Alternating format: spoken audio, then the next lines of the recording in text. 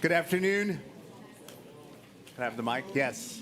Good afternoon and welcome to the Wednesday, April 9th, 2025 regular meeting of the Savannah-Chatham County Board of Education. And I will confirm that we have posted the agenda. It's been confirmed.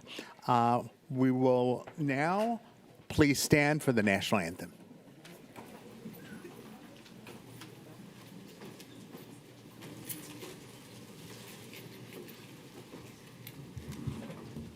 Good afternoon. We are thrilled to have with us today the students from Charles Ellis K-8 school.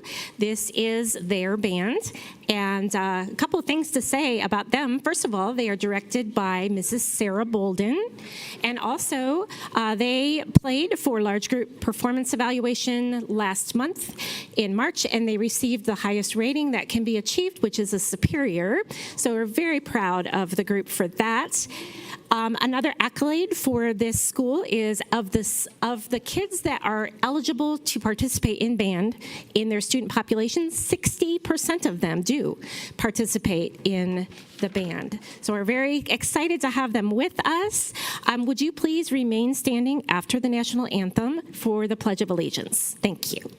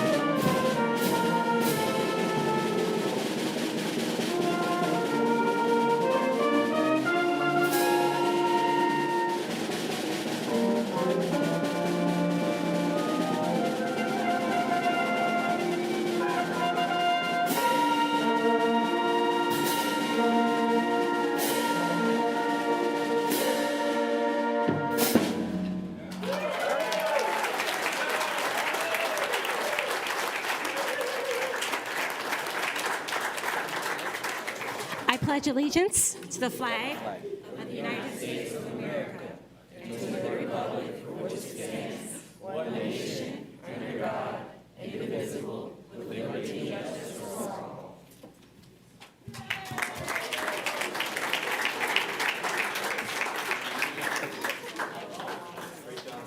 Thank you. Great job.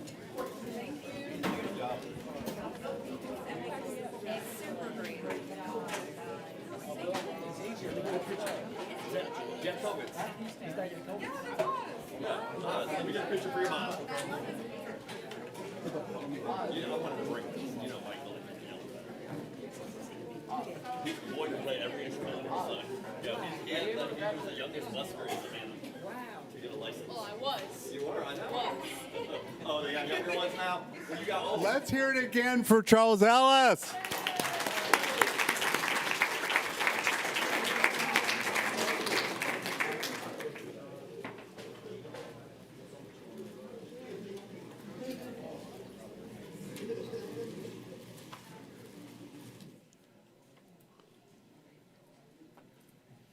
All right, I'll accept a motion to approve the agenda. Excuse me, Mr. Moss, I would like to make a motion to amend the approved agenda. I would like to amend the agenda and delete item 7.24, the administrative lease for the use of Georgia Tech Savannah. Okay. I would also like to amend the agenda to remove 7.31 EEOC, the claim to BOE matters, to 6.15. Okay. Anyone second? Second, thank you. All in favor? Aye. All right. Thank you. All right. I'm not in order today.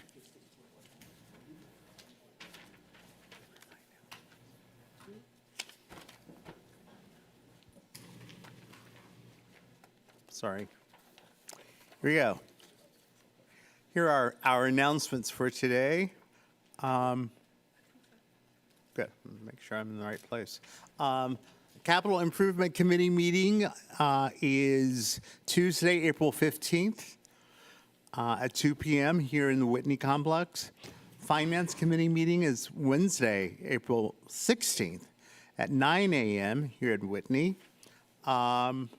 Board Finance Workshop, Wednesday, April 16th, from 10 a.m. to noon here at Whitney. We have a holiday on Good Friday, Friday, April 18th. Audit Committee meeting, April 24th at 8 a.m.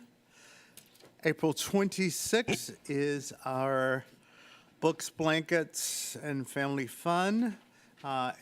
April 26th at Daffin Park, starting at 10 a.m. Then our business partner event is Thursday, May 1st at Oatland Island Wildlife Center. In remembrances today, we have Peggy Varnador, data passing 12625, elementary, from Haven Elementary. We have a custodial worker, Alethea Hagens, data passing 32925. Custodial worker, Walter Willie Baker Jr., Beach High School, data passing 33025. And another custodial worker, Donna Harris from Savannah Arts Academy, data passing 32025. If we all would stand for a moment of silence.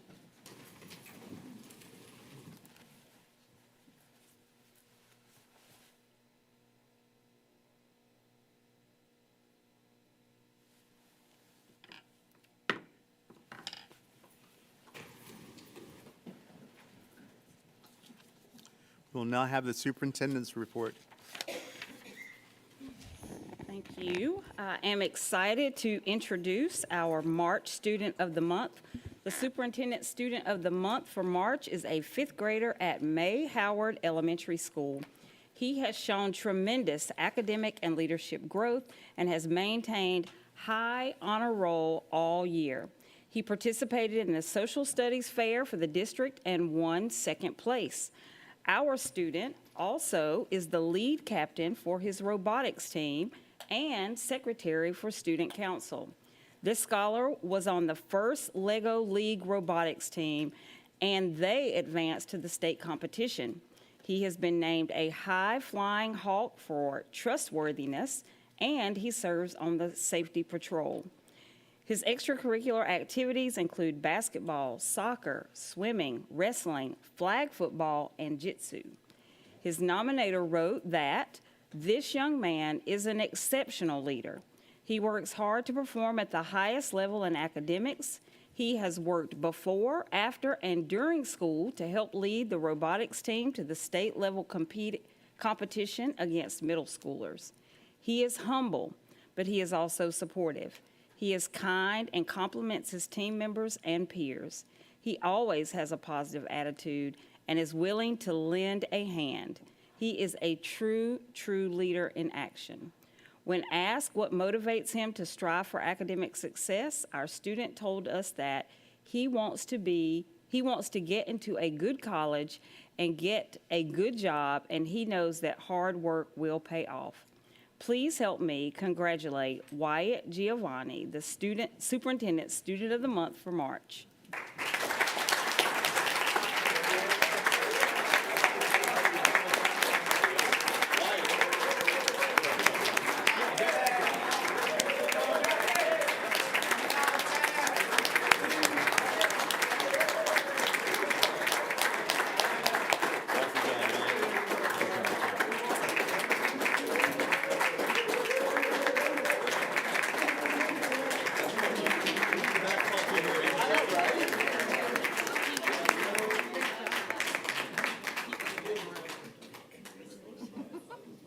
Wyatt will be taking home several gifts from our sponsors, including Members First Credit Union, Advertising Specialties, Georgia Southern University, Gulfstream, and a $100 check from Savannah Schools Federal Credit Union.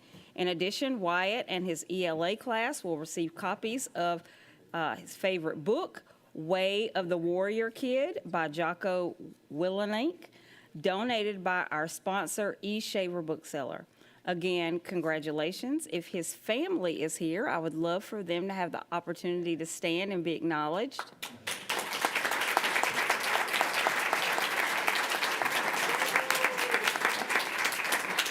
Thank you for everything you have done to prepare our Student of the Month. And also his nominator and principal, if they are here today, Miss Christina Lyles and the school principal, Catherine Taylor.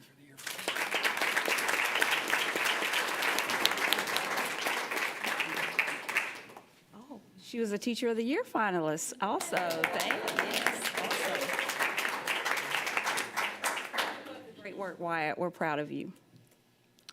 I will now move on to our good news report.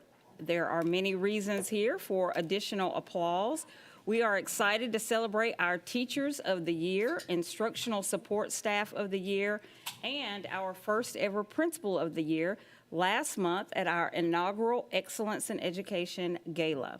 Congratulations to the 2026 Teacher of the Year, Jennifer Hughes from Southwest Middle School.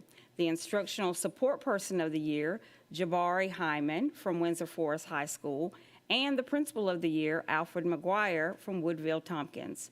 We enjoyed celebrating all of our winners and thank the sponsors greatly who made that event possible.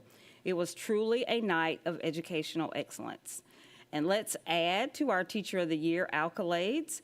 We have learned recently that the Georgia Charter School Association has named Mrs. Robin Allison the 2025 Charter School Teacher of the Year.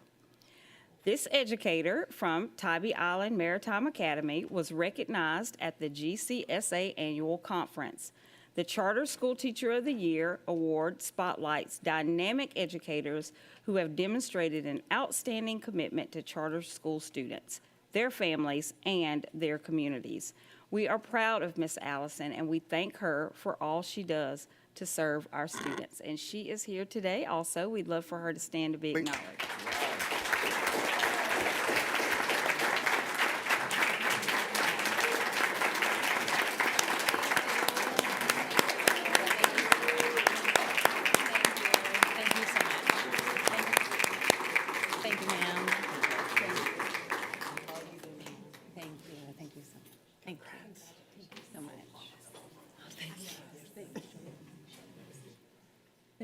Thank you. So something's always cooking in the school nutrition program. Last month, local and regional vendors shared their samples at the Future is Now food fair. Students and staff were able to share their opinions about the food and try breakfast and lunch items. What a great way to hear the voices of our team.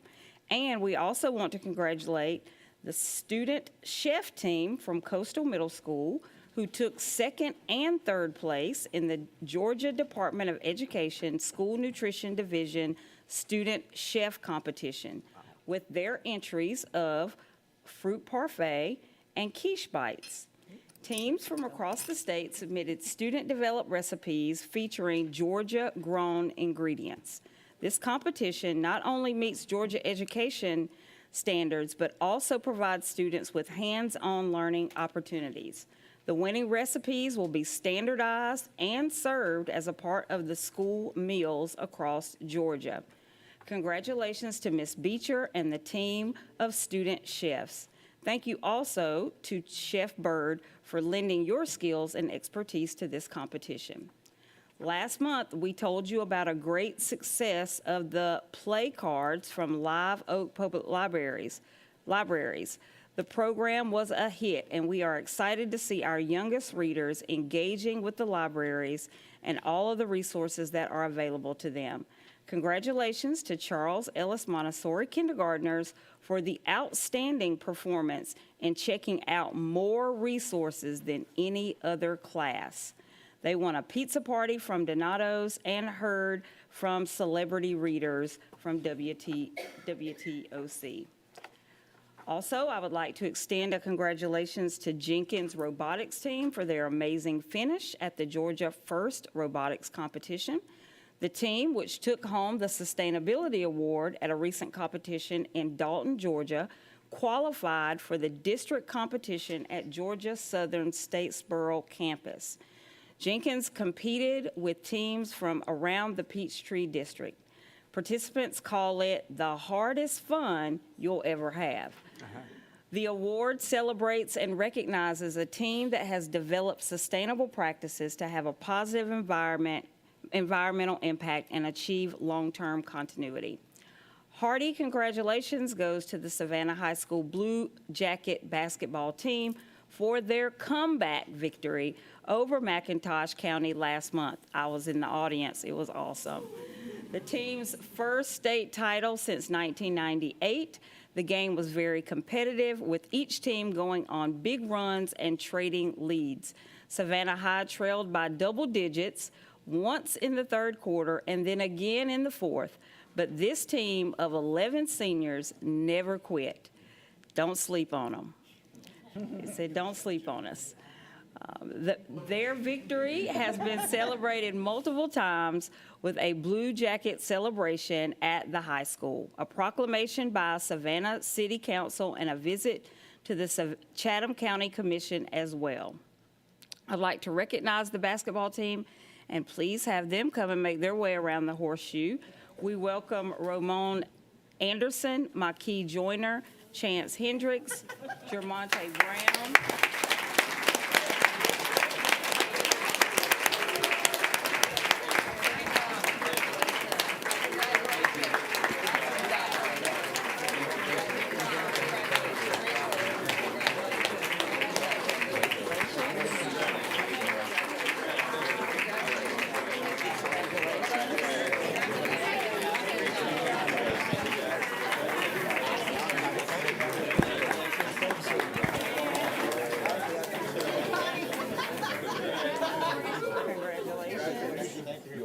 Congratulations. We also have Stephon Fox, Deshaun Davis, Zai Smart, Ahmad Hall, Ty Wright, Hayden Wright, Damari Noel, LaQuadre Haynes, Martavius Rice, Marcus Reynolds, Renard Jackson, and Martell Mitchell. The managers on the team include Sherman Ruth, Josh Tropio, and Brandon Smith. And we also would like to congratulate our head coach and assisting coaching staff. Congratulations to all.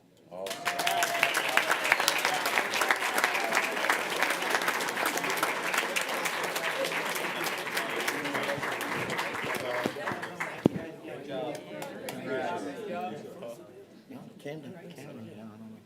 It's not. Hold on, sir. I'll shoot your email too. Dr. Watts, I'd just like to say this, that these boys played together at Hubert. They have been together since they played middle school ball at Hubert, and they went on to Savannah High, and many private schools, not only from Chatham County, but all throughout the state of Georgia, tried to recruit some of those boys, but they all made a vow to stay together, and they went to the state. Awesome.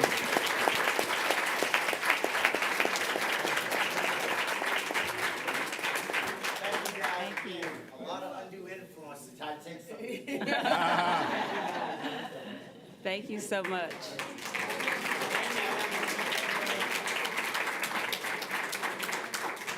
We indeed have a lot to celebrate in Savannah-Chatham County Public School System. And with that said, I'd love to pass the microphone and the agenda over to our representatives from Professional Senate for their report.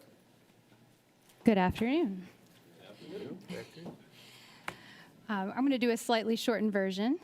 So we covered multiple topics at our last meeting, and we had a chance to all sit at a giant round table together, which was just awesome for discussion. So we covered ESOL. We had Dr. Bernadette Gomez-Crow, Director of ESOL Services, who provided insight into how the district is currently meeting needs of ESOL students, and also shared that principals should reach out if additional support staff are needed. We also discussed student behavior. Concerns were expressed regarding consequences for inappropriate student behavior in schools and on buses. Dr. Watts shared that principals have discretion to handle discipline at the school level and to decide if there is a hired position for ISS at the school. Rachel Hurst from the Office of School Leadership talked about mentorships, coaching principals, and highlighting positive relationships and goals. Teachers and staff should be continuing to use the 5-step discipline model, not only for documentation, but also for goal setting. The Senate was informed of a new electronic workflow field trip approval process created by Doug Winters. However, the submission process needs revision. Our Chief Operations Officer, Ms. Davidson, stated that she would follow up on the process and on the communication side and ask about teachers having access to that workflow. Since our meeting, Mr. Winters has reached out for examples of documents for teachers and has stated that the department is working to update the field trip workflow process. The topic of e-learning days was revisited to verify that neither school nor district trainings will overlap with remote teaching duties and that protected planning time will be incorporated into the school year calendar. Additionally, when a planning day occurs between quarters on the calendar, it was requested that grades be due on that planning day rather than on the school day prior. A teacher asked about receiving information regarding an audit. Mr. Butler clarified that this is a random selection of teachers to determine the level of consistency of teaching and pacing curriculum across the district, not an assessment on individual teachers. Dr. Watts added that this is to ensure that all students are receiving a baseline educational experience. One of our own instructional support persons of the year, Matthew Tilley, will be presenting a virtual presentation entitled Being Part of the Machine based on research that he did and presented at our counselors conference. That will be on Tuesday, April 15th from 5 to 6. And our final Senate meeting of the school year will be held on Monday, May 5th from 4:15 to 5:15 at Jenkins High School. Thank you. Mr. Edgar. Thank you, sir. Moving on in your agenda, we have Board of Education matters, a host of policies to review here, and a few other action items for the board. Number one on your rundown, item 6.01. This is a 4-year review of policy. This is a first reader for the Board of Education. We'll come back for a second read adoption. Primarily, revisions that you'll see here are for clarity related to compensation for Board of Education members and to update legislative actions that have occurred that provide for authorization of compensation. First read.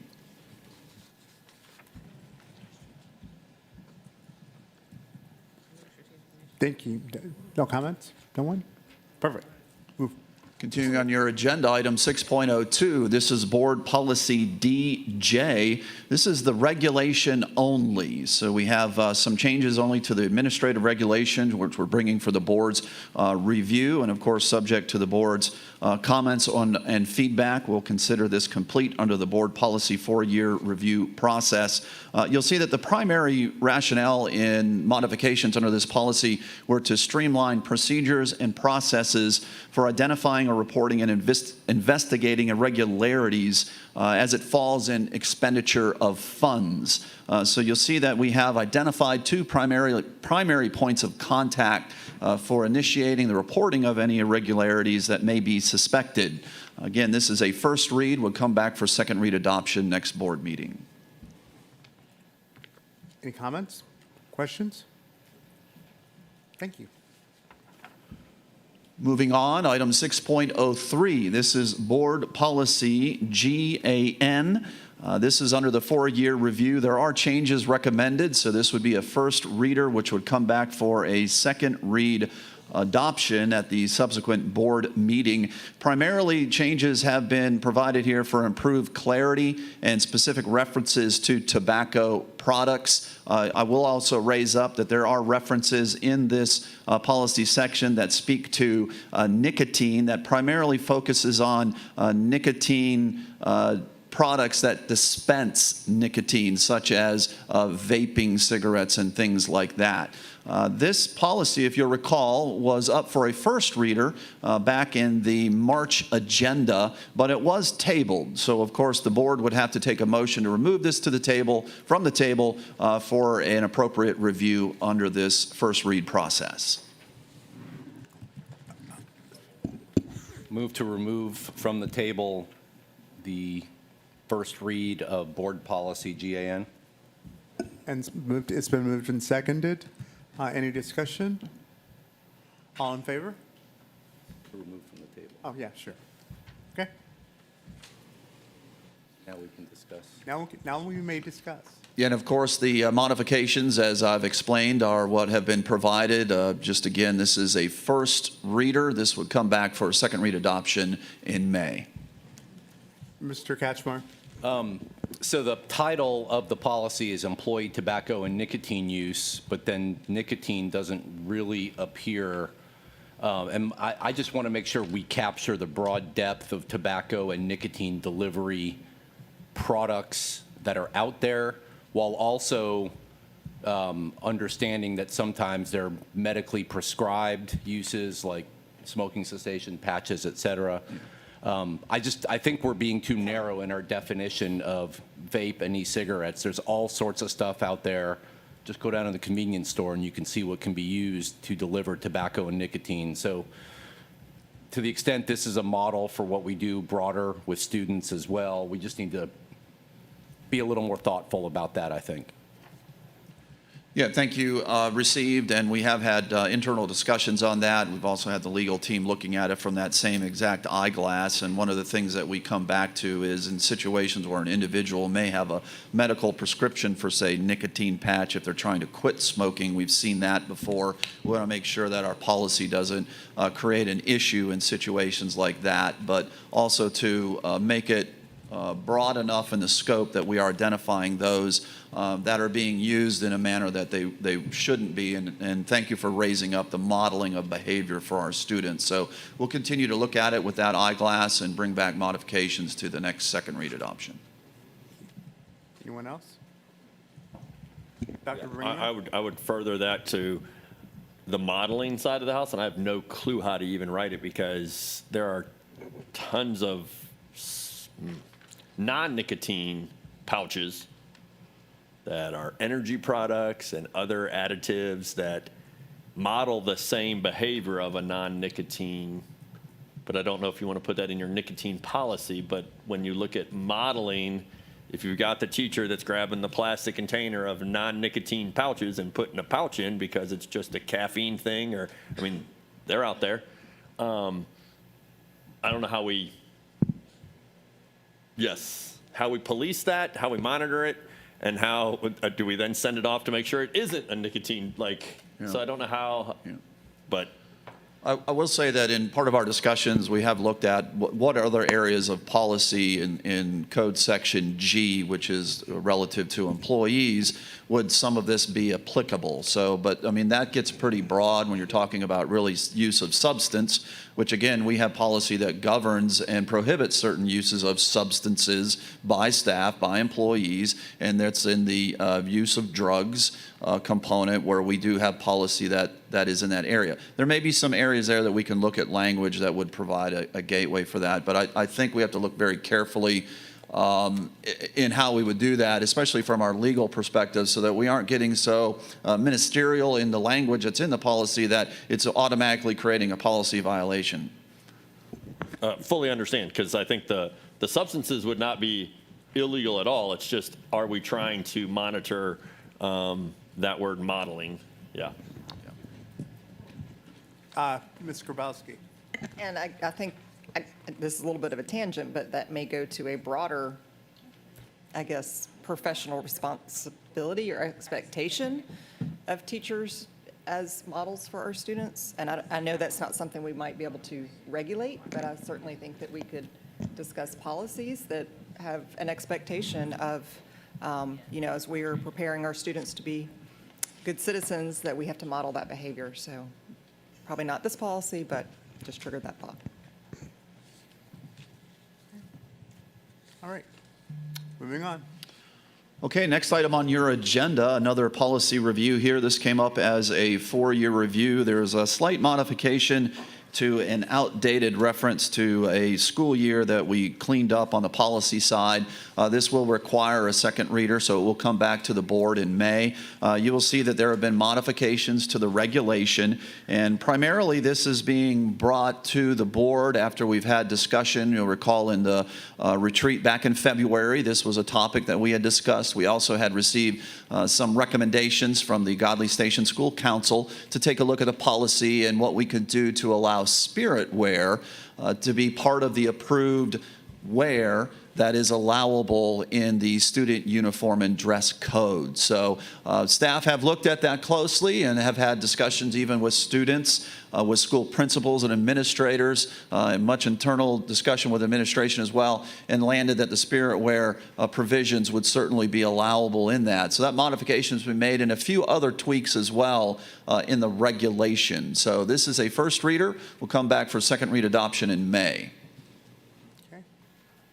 Any comments? All right. Moving on. Item 6.06, this is your board policy KJ, which is under advertising, board policy advertising. And what we have here again is a, Sorry, hang on. did We skipped, hang on. sorry, we jumped looking at the monitor. There we go, jumped one, sorry, yes. thank you for that. Thank you. 6.05, homeless students. So this particular one is coming to the board. Item 6.05, JBC homeless under the 4-year review. This will be a first reader for the Board of Education. We have made some cleanup language in here primarily to make clear references, improve some formatting and clarity on language. One of them you'll see specifically is a reference clearly to the homeless liaison in the policy, wherein you'll see it previously was talking about the school principal to be resolved. But of course, those authorities on the regulation side that spoke to the principal were also expanded a little further for the designee as well. So a few changes here, not sweeping changes, but primarily some cleanup language and to get us in line with current practice. First read. Ms. Grabowski. I know sometimes the titles of our policies are handed to us from others.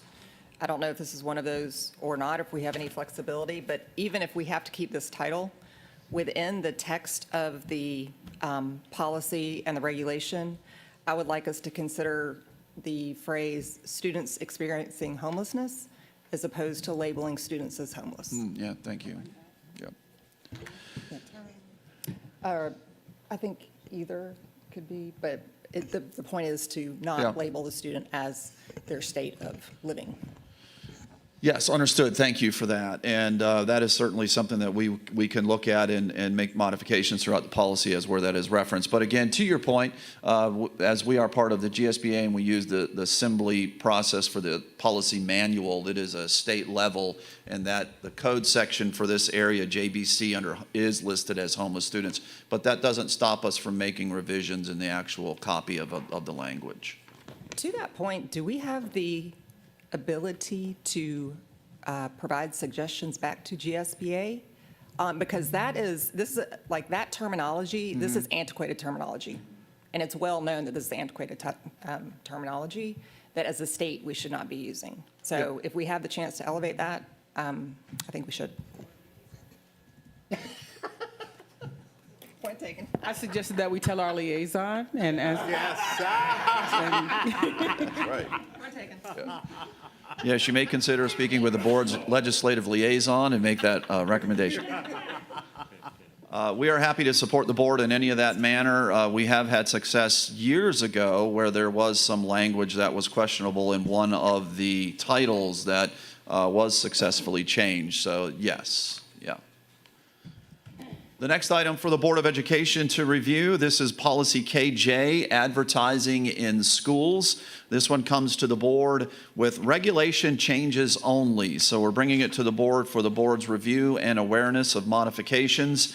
And of course, under the 4-year process, subject to the board's feedback here under this review, be considered complete under the 4-year process. You will see that much of the language has been cleaned up and streamlined here in references to creating a detailed administrative guidance document where much of the details on how advertising is managed, the definition of advertising versus definition of sponsorship, situations where advertising might come through that may have a monetary component to it for revenue stream, which would require an agreement, which would require proper signature authority, are also included in this particular rundown.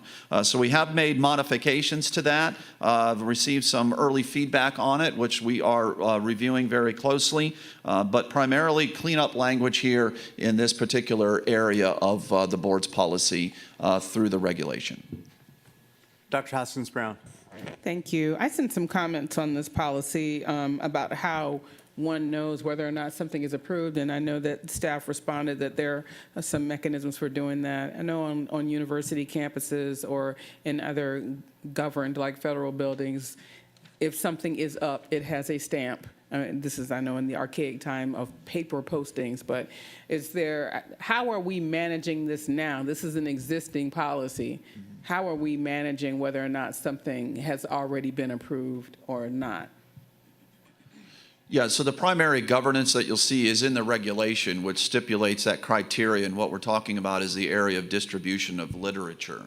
And the current language does provide the approval process, which will go through the superintendent or designee, and that designee has been defined as a communications office. We do receive requests for distribution of literature that the communications office does receive, but I wouldn't be able to say in totality without being able to do a full deep dive on how schools are receiving things like, for example, that was exampled where a reference of scholarships that might be applicable in the world of education or civic components could be distributed as literature. Now, one of the things that you'll note in the regulation as well is it talks about distribution of literature through students. So then what that comes down to is actually putting a piece of literature or collateral in a student's book bag and sending it home with the child in that distribution process. So as we went through this, we realized that there are areas that we need to clean up for greater clarity for our administrators in how all of that is governed and creating an administrative guidance document. We have some general language, but we want to memorialize it in an administrative guidance document under the authority of the superintendent through the language in the regulation and stipulate much of this very clearly. The other part is the language in there that does say that the distribution is then left to the determination of the principal to provide that authority on the site level, but would first be based on certain criteria. And we recognize that that criteria can be specified with greater detail. Dr. Go ahead. I'm sorry. Do you you need some mind, Dr. Howard Hall? So your answer clarifies for me that we don't have a defined way that we're managing this from school to school, or it's being done, but I still don't know how it's being done from school to school. And I don't necessarily need to manage it, but I think it needs to be understood publicly. I've heard from community members for over a course of several years who have offered scholarships that don't get any applications. Yes. And the way that they send it out is often, I'm going to send a stack of these flyers to the school, and we didn't get any applications from X school, or they only get all their applications from one school because there's a teacher or someone there that made it available. And so that's why I asked that question. I wanted to know whether we were the bottleneck, whether it never gets posted, or whether there's a mechanism for sharing that information that can be made more available. So I look forward to, when you said you're coming up with some administrative processes, I look forward to hearing what that is that makes more of those opportunities available. Specifically as it relates to scholarships, a lot of times those organizations will send those either to myself or to our new Director of Counseling Services, and we then disseminate it to the school counselors.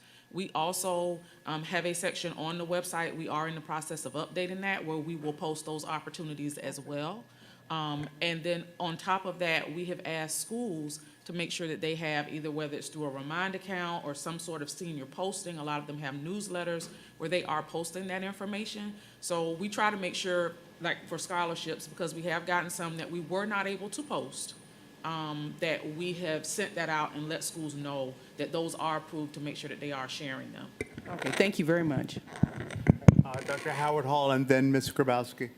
Thank you. I just want to ask, how does advertising apply to entities that lease our buildings? A lot of times we have different teams that may lease, our gym, and how does advertising apply to them, what they can and cannot advertise on our property as a third party by leasing? We'd have to review the agreement under the lease. There should be a component in there for signage. So the definition of advertising, if they do have signage in there that identifies who that entity is, as compared to an entity that may want to put advertising up that says, hey, half off price on Nike shoes, come down to my business and buy them, that's a different category, and we need to review that separately. But signage, the awareness of signage would be something that would need to be memorialized in the lease if they wanted to put it on one of our structures, because that does have an operational impact too. There is cost, and there is the impact of what it does to the structure, and when you take it down as well. And also, thank you to technology for moving that large monitor. It's nice to be able to sit here and see everybody over there in that section. Thank you so very much for doing that. Mrs. Grabowski. The conversation about scholarships and getting information to students made me think about the system that we use, the Peach Jar system, which I think is great as a parent. So is the review process for materials that goes out through Peach Jar the same as what a paper flyer goes through? And is there any, if we receive something in paper, does it automatically go out through Peach Jar? So there are similarities to that. The Peach Jar process is managed through communications, so either Stacy Jennings or Sheila Blanco are at the point of access on that, and they will review it for the criteria that is listed in the regulation that you see. We have found that has been a really nice tool for us, because it does eliminate just on the weight of paper and distribution of paper. You can imagine that some partners have even come to us and asked us to print their own collateral for them for distribution. That has happened. So Peach Jar has eliminated that in many ways, and plus it also has certain provisions in there that allow us some flexibility in making sure that it gets a wider reach for families as well. Families can opt in or opt out on the receiving of that. But the process is similar. The primary thing is govern as currently is written, which we have not eliminated from Board Regulation KJ, which are those four listed criteria areas and those four main buckets for distribution of literature. And we also stand behind, which is previously written, which is there will be no distribution of literature that is of religious or political nature, for example. Anyone else? All right.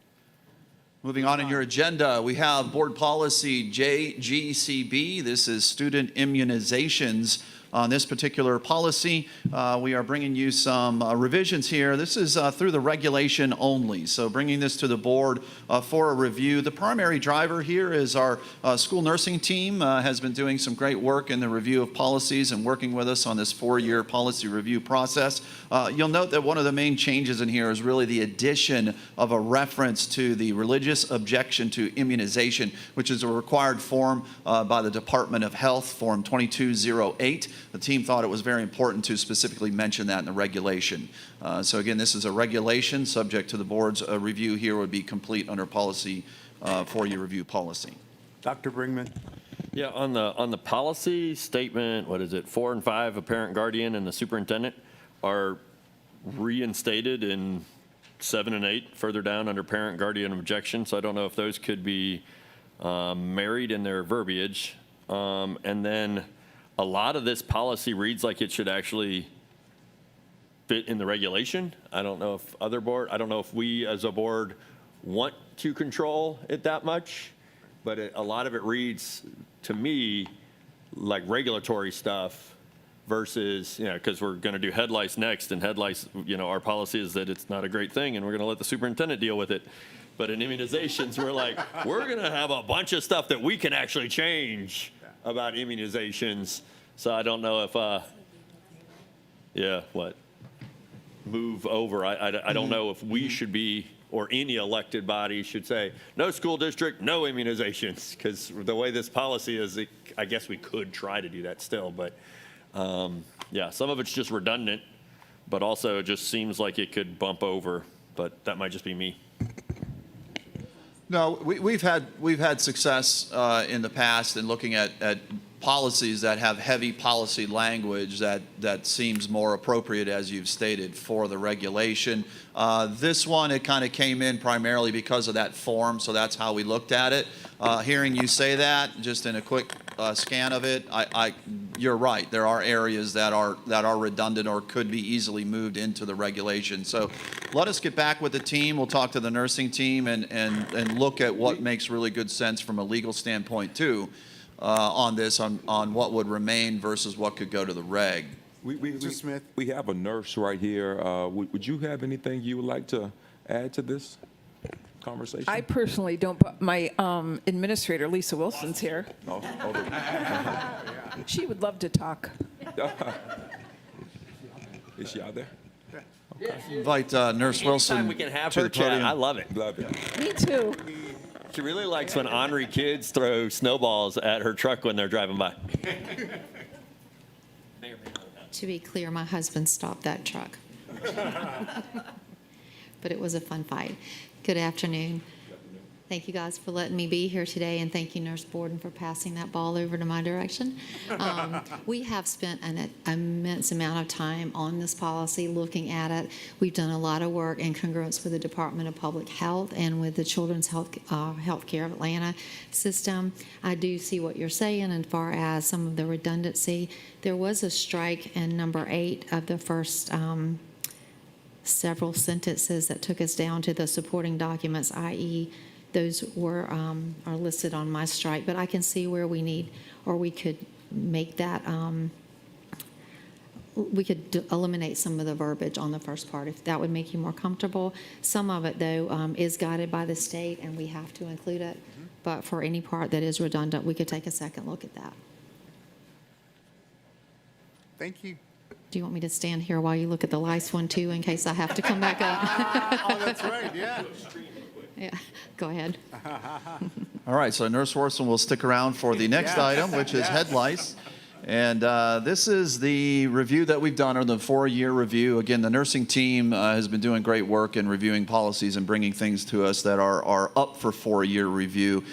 This is regulation only. So to what's been already pointed out, there's pretty tight, simple to the point language on the policy side. We don't have any revisions there. You'll see that there are cleanup language on the regulation side, and much of this talks about in situations where you have siblings and you may have a case where you realize that in the same household this could create a greater spread, and processes for that. And also processes for a student's return to school and how that is managed, and the individuals that manage that as well. So this is language that is in the regulation side only for the board's review. Dr. Howard Hall. Thank you. Number 2, when it says, when an affected child has siblings in the same household that's been included, brother, sister, et cetera, and in the same school, what about the same household and multiple schools due to grade span? You may have a 3rd grader and a 12th grader in the same household. So should that be included in here to include grade spans, multiple schools, same household? So we have discussed the confidentiality issue of stating, what's going on with one student with another school. And at this point, our approach is to speak to the parents. That's more of an educational piece for us, to state that we're either happy to check those siblings where we are, or we ask that they notify the school or give us permission to notify the school.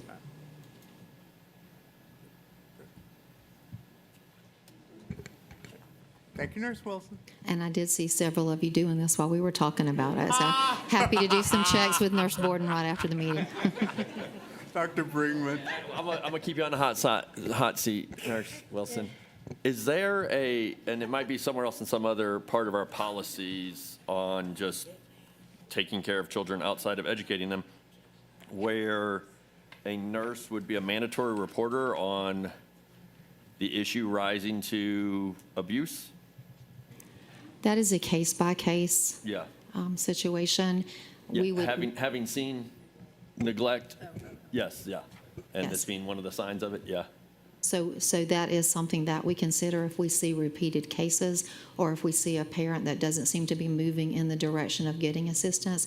We're very fortunate to have some community resources who agree to treat at a lower or discounted charge.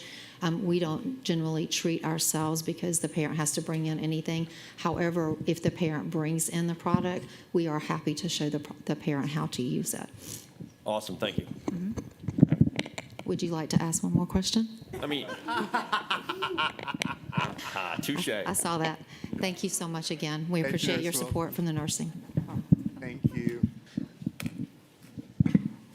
We have another policy component here, and this is a little different for us. We're not making any policy revisions here, but we did want to bring an awareness document to the board because we've had some previous discussions on this particular subject. And one of the things that we've seen in the legislative session is there is HB 340, which did pass. We don't know yet when the governor will sign it. I did look today on the legislative actions of the governor's list, and he has not signed or vetoed HB 340, the Distraction-Free Education Act. But upon this coming into law, what this will do is it will create the requirement for procedures and processes for managing personal devices. One of the things that we're finding with this is that they have worked in a timing schedule on the implementation of these devices. And you'll note that subject to this becoming law, that there is a full year of process is no later than to implement this. So you'll see language that says no later than July 1, 2026. No school student in kindergarten through grade 8 shall be permitted to access personal electronic devices during the school day. So what does that do? That immediately triggers the work that we'll need to do under the effective policy JCDAF, use of electronic devices by students. Would want to call out that if you go through our existing policy, you will see the foundation of many components that actually have now gone through in this particular bill.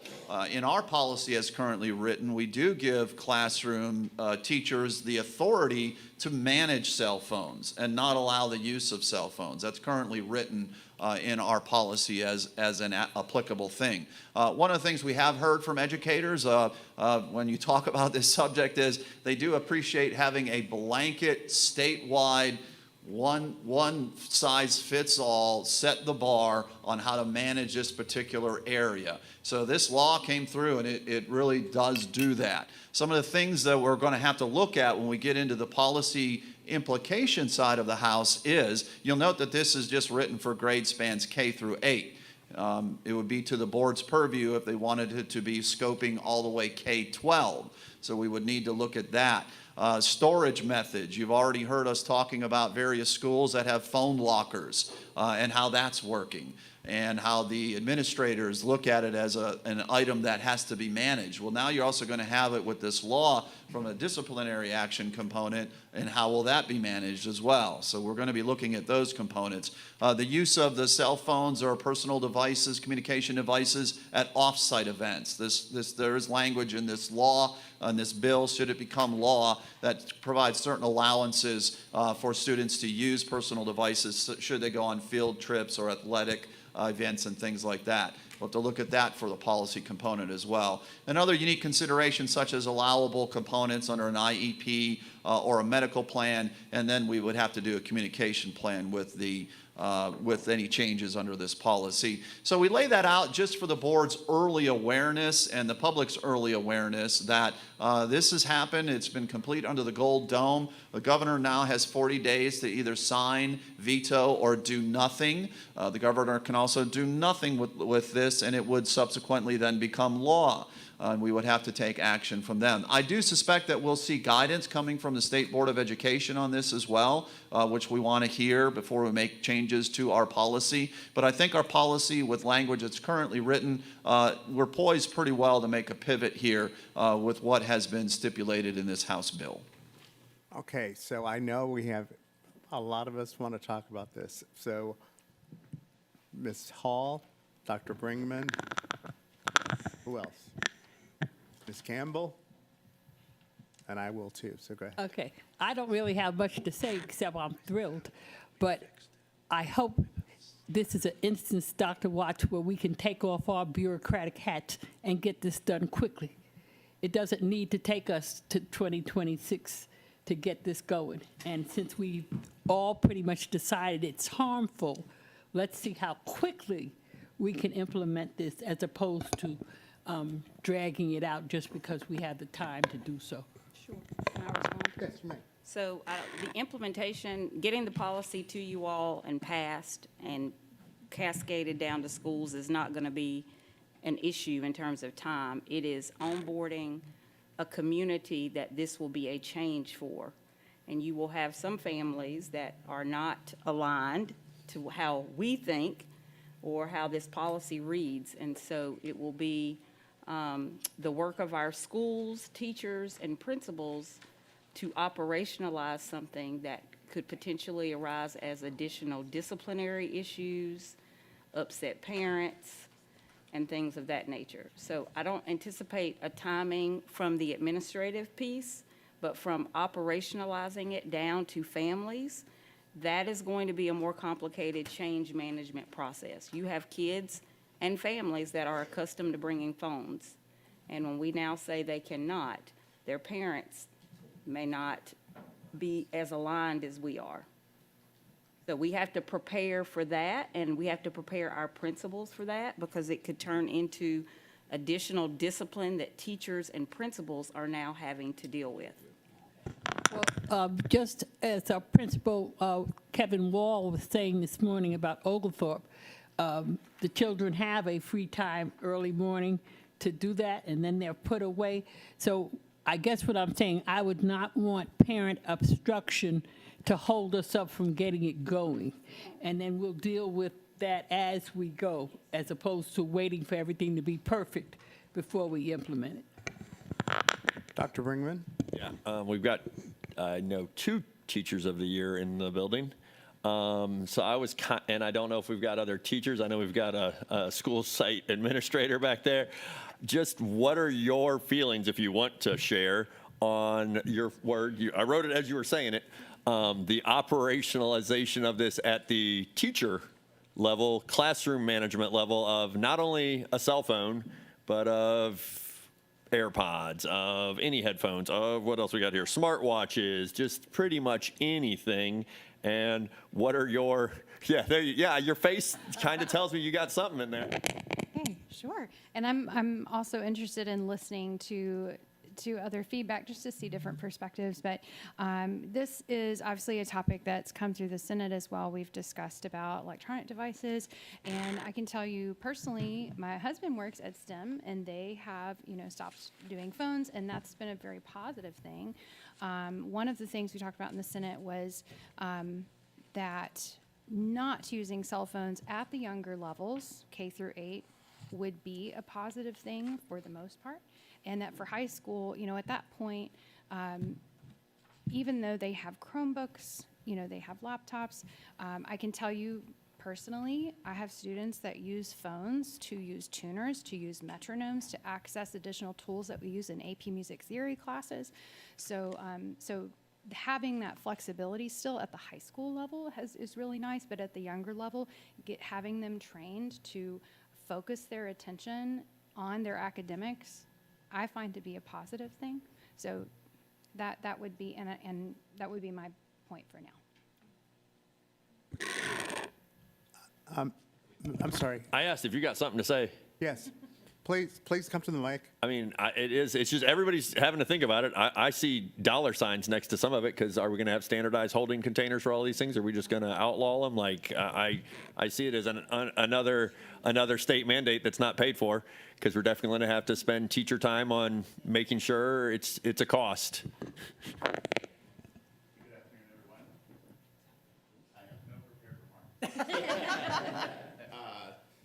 We actually announced to our families last year to a room full of applause. Parents are happy that they don't have to be the bad guy.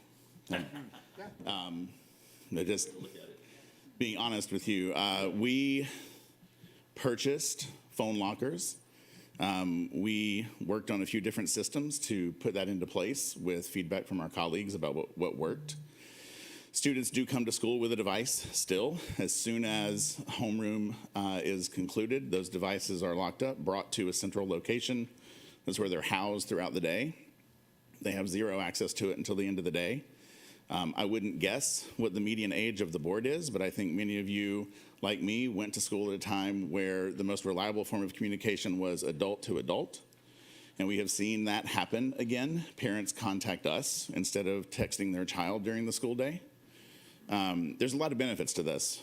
There is going to be an associated cost if you allow devices to come. We talked very specifically to our colleagues about what that responsibility is with the device, and so that's when it was decided that they'll collect. They won't get into power struggles with kids about that. An administrator is always available. Hasn't happened yet. Students surrender their device. We take it to a central location. At the end of the day, the last 5 minutes before dismissal, the devices are given back out. It has worked really well. When we run into something that's a problem with implementation, we solve it together, much like any other organization would. Thank you. Okay. Ms. Campbell? I think this is an incredible thing. I am a little curious where we go as far as high school. I hear you about it being good through K through 8, but one thing I've heard from teachers is that it's causing some of the behavioral issues that we see and speak to, as well as maybe some of the safety issues in high school. So that's something I would like to explore is, can we, if we're going to make a change, can we go ahead and just make it, universal across our schools? Another thing I hear from teachers is not just that it takes away, the issue with the parents not wanting to be the bad guy, but it helps them because every teacher doesn't seem to feel like they have the authority to maybe do something that another teacher feels like they do have the authority to do. And so because it's not a blanket policy that says, do not allow this, then the teacher feels torn. Like, we give them electronics is how I see it. And, even the bill does make accommodation for IEP students, et cetera. So I think this is great. Mrs. Grabowski. So just as Mr. Aldridge made the comment about, parents don't have to be the bad guy if we have this policy. I mean, in some ways, we don't have to be the bad guy for the K through 8, right? Because the state is now assuming it becomes state law. So it's not a cop-out, but it is like we're following state law. I do think the sticky point is going to be the high school. Both of my kids are band kids. They both use their phones as tuners. My daughter is the editor of the yearbook. She uses her phone to go around and take pictures for preparing and developing the yearbook. So I think it's going to be really, really critical that we have a very intentional engagement specifically with our high school teachers as we explore that. I also know that even at the high school level, it is a real challenge too. So I don't know where I am on the high school. I'm just going to say that because I see the pros and the cons. And I think if we have oh, you can't have a phone unless you're a band student, it's a really slippery slope, right? So I just think we need to fully understand that, and we may have to take more time to do that, as easy as it would be to just go K through 12 out of the gate. So that's something I'm still very much pondering. As for the cost, we charge for things that aren't required already at our schools. We charge for parking. I don't see why we can't charge for storage of cell phone. You know, if it's an optional thing, I don't think it has to necessarily be a cost that we bear. Mr. Kachmar. Yeah, I was going to make the same point that we don't have to pick a side if the state tells us, here's the rule. We can be righteously indignant about being told what to do from Atlanta, and then take either side, depending on the parent who, you know. I'm being a little flippant, but at the end of the day, why are we even talking about it? If we're being told what to do, we got to do it. On the high school issue, this was going to be a discussion point at our last retreat, and then we ran long talking about spiritware and other stuff. We really need to have a conversation about this and not just presuppose that the entire board or district is supportive of a complete ban in high school. My view, just my initial reaction is we already have a policy that says the classroom teacher can decide when and how to use electronic devices.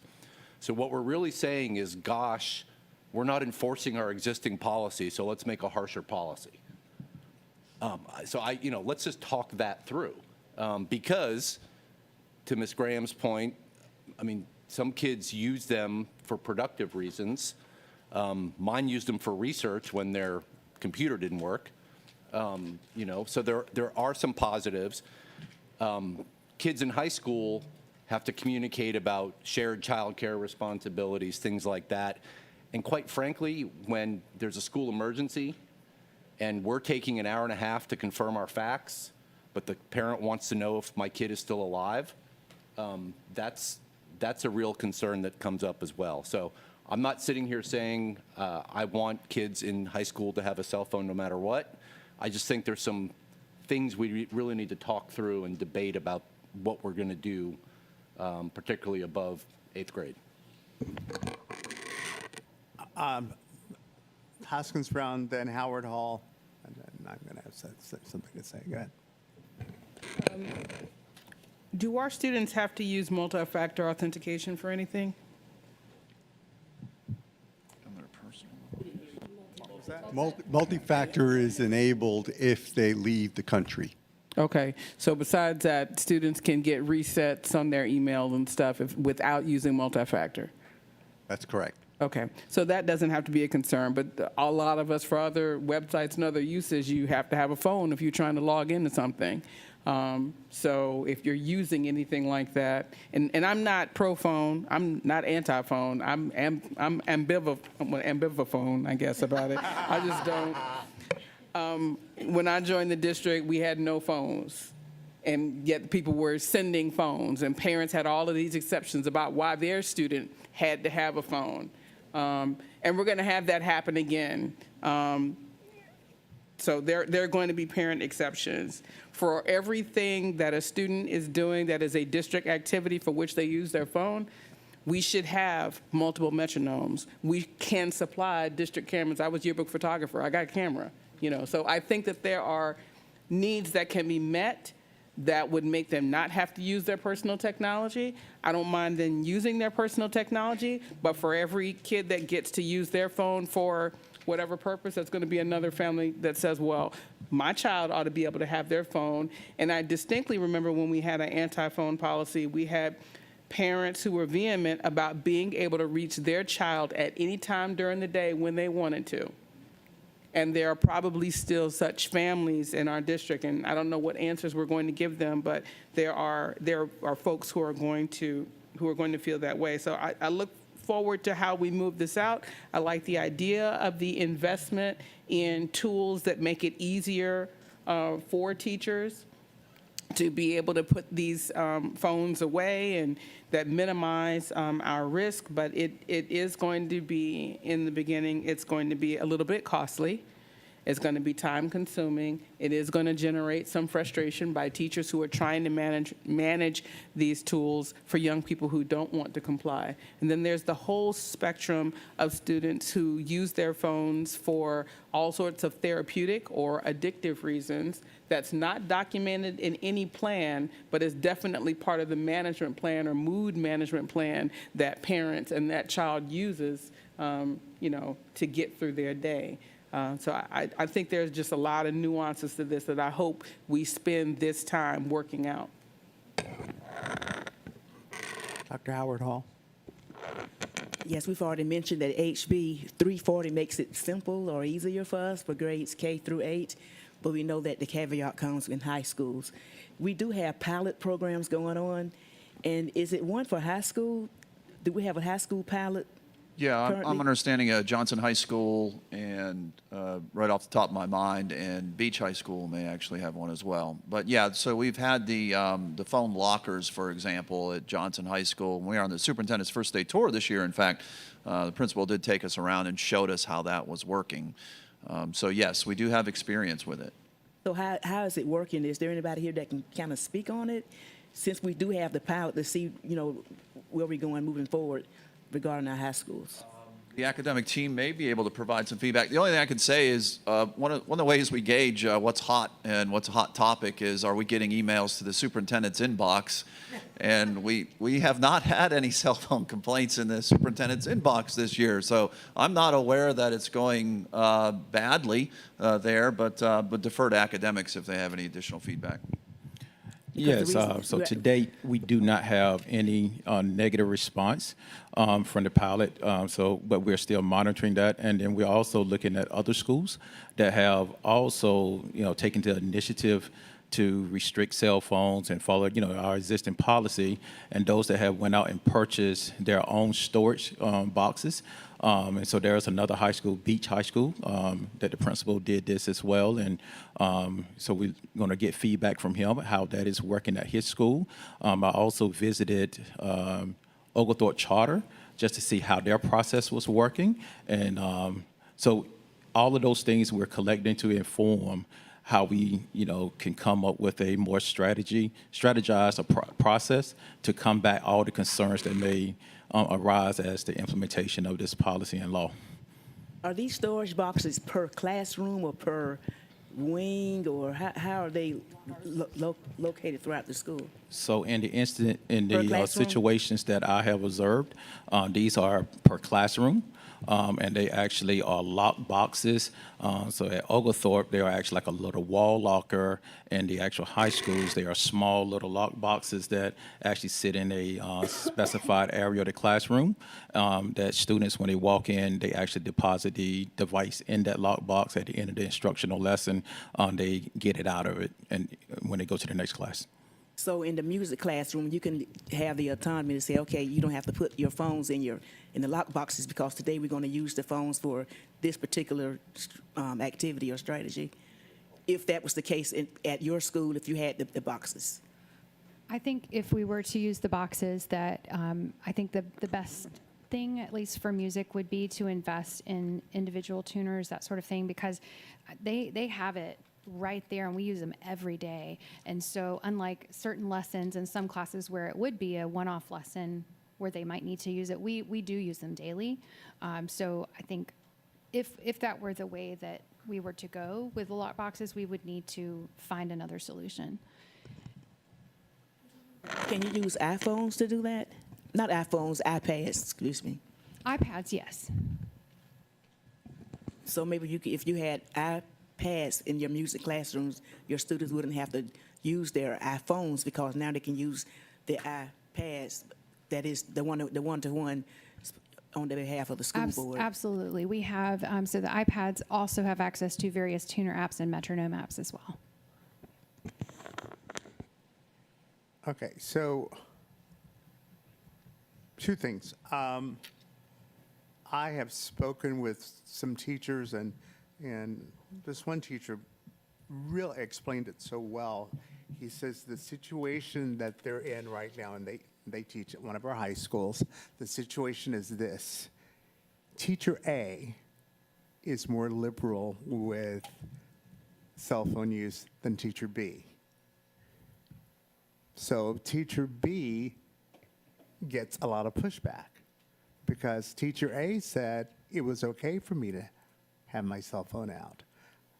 I think this is why it is so important that we have a policy.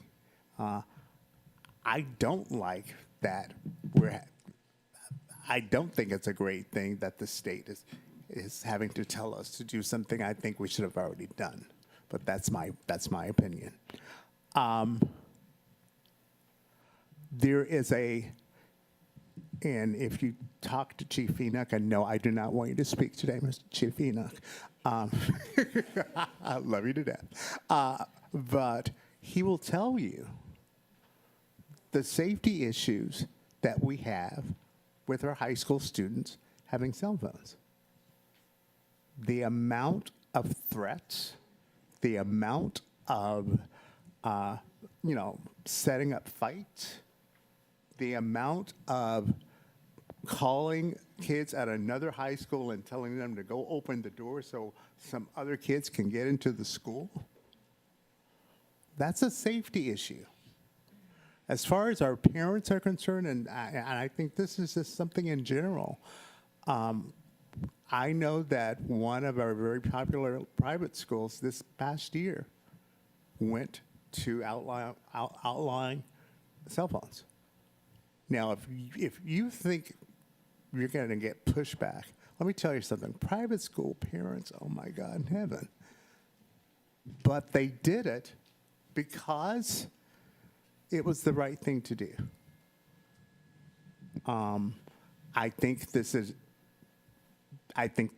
a longer discussion that we need to have, but I think it is past time that we have this discussion and come to a consensus.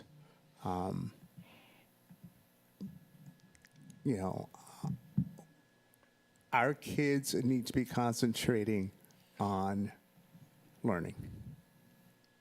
And we need to have, I'll give a perfect example, and I'll shut up. So when the children's choir travels, we do not allow cell phones. Now, you'd say, oh my gosh, how are the kids going to take pictures? We have a photographer that we take with us. Parents will complain, like, oh my God, The kids will return home, and the comments we get from parents is, oh my God, they said they didn't miss their phone because they were present the whole time. Our kids need to be present at all time in our schools. And if you want to see how distracting phones are, I'm going to tell you, the challenge with this, I think one of the challenges with this policy is that we've got to teach our staff to go without cell phones. No, that's not in the rules, but if we're telling our students and they see the teachers on that phone, 7% of the time.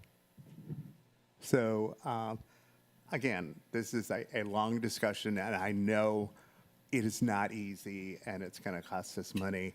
On the money side, one of the things that, I've always supported and I continue to support is we need to reach out more to our business partners. You know what? Let's get our business partners to help us buy these pockets. We don't have to pay for it. So, all right. Anyone else? Next item on your board agenda is Board Proclamation for National School Library Month. A proclamation will be presented to celebrate National School Library Month to recognize library media technology specialists who actively encourage students to read to expand their abilities, interests, and curiosity in the world they live in and beyond. library, media technology specialists are considered an integral part of the educational process that enables student achievement and success in school. In their role, library, media technology specialists coach classroom teachers in using digital resources, emerging technologies, and online software. They are known to be digital integrationists, innovation specialists, digital learning specialists, reading interventionists, and technology integration coaches. Furthermore, library and media technology specialists evaluate online databases for potential use and licensing, investigate educational resources for staff and students, locate resources in multiple languages, and seek out books and materials that cater to the reading levels and interests of all students. Thus be it resolved by the Board of Public Education that we do hereby proclaim the month of April 2025 as National School Library Month. And here's the proclamation. Thus be it resolved that the following proclamation be adopted. Whereas April 2025 has been designated the 40th Annual National School Library Month, and whereas school libraries provide materials for teachers and students that will encourage growth and knowledge, and whereas school libraries provide materials that will develop literary, cultural, aesthetic appreciation, and ethical standards, and whereas school libraries provide materials that reflect the ideas and beliefs of our American culture and world heritage, and whereas school libraries provide books to encourage students to read for pleasure and are considered a fun place to go, and whereas school libraries provide materials to meet individual needs, varied interests, abilities, socioeconomic backgrounds, and maturity levels of the students served, and now therefore it be resolved that the month of April 2025 be proclaimed National School Library Month, proclaimed this 9th day of April 2025, signed by Board President Mr. Roger Moss and Superintendent Dr. Denise Watts. I'll take a motion. It's moved and seconded. All in favor? Hi. And we have some of our librarians here. Yay! We have Denise Solomon, Crystal Graff, Foster, Gianna Cerrato.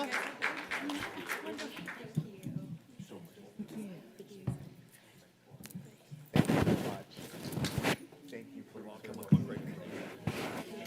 Pop out of you. Thank you so much. Thank you for all you do. I'm so sorry. Thank you for all you do. Thank you for all you do. Appreciate it. Thank you for all you do. Thanks for all you do. I'm sorry. It might take you this thing. Thanks for all you do.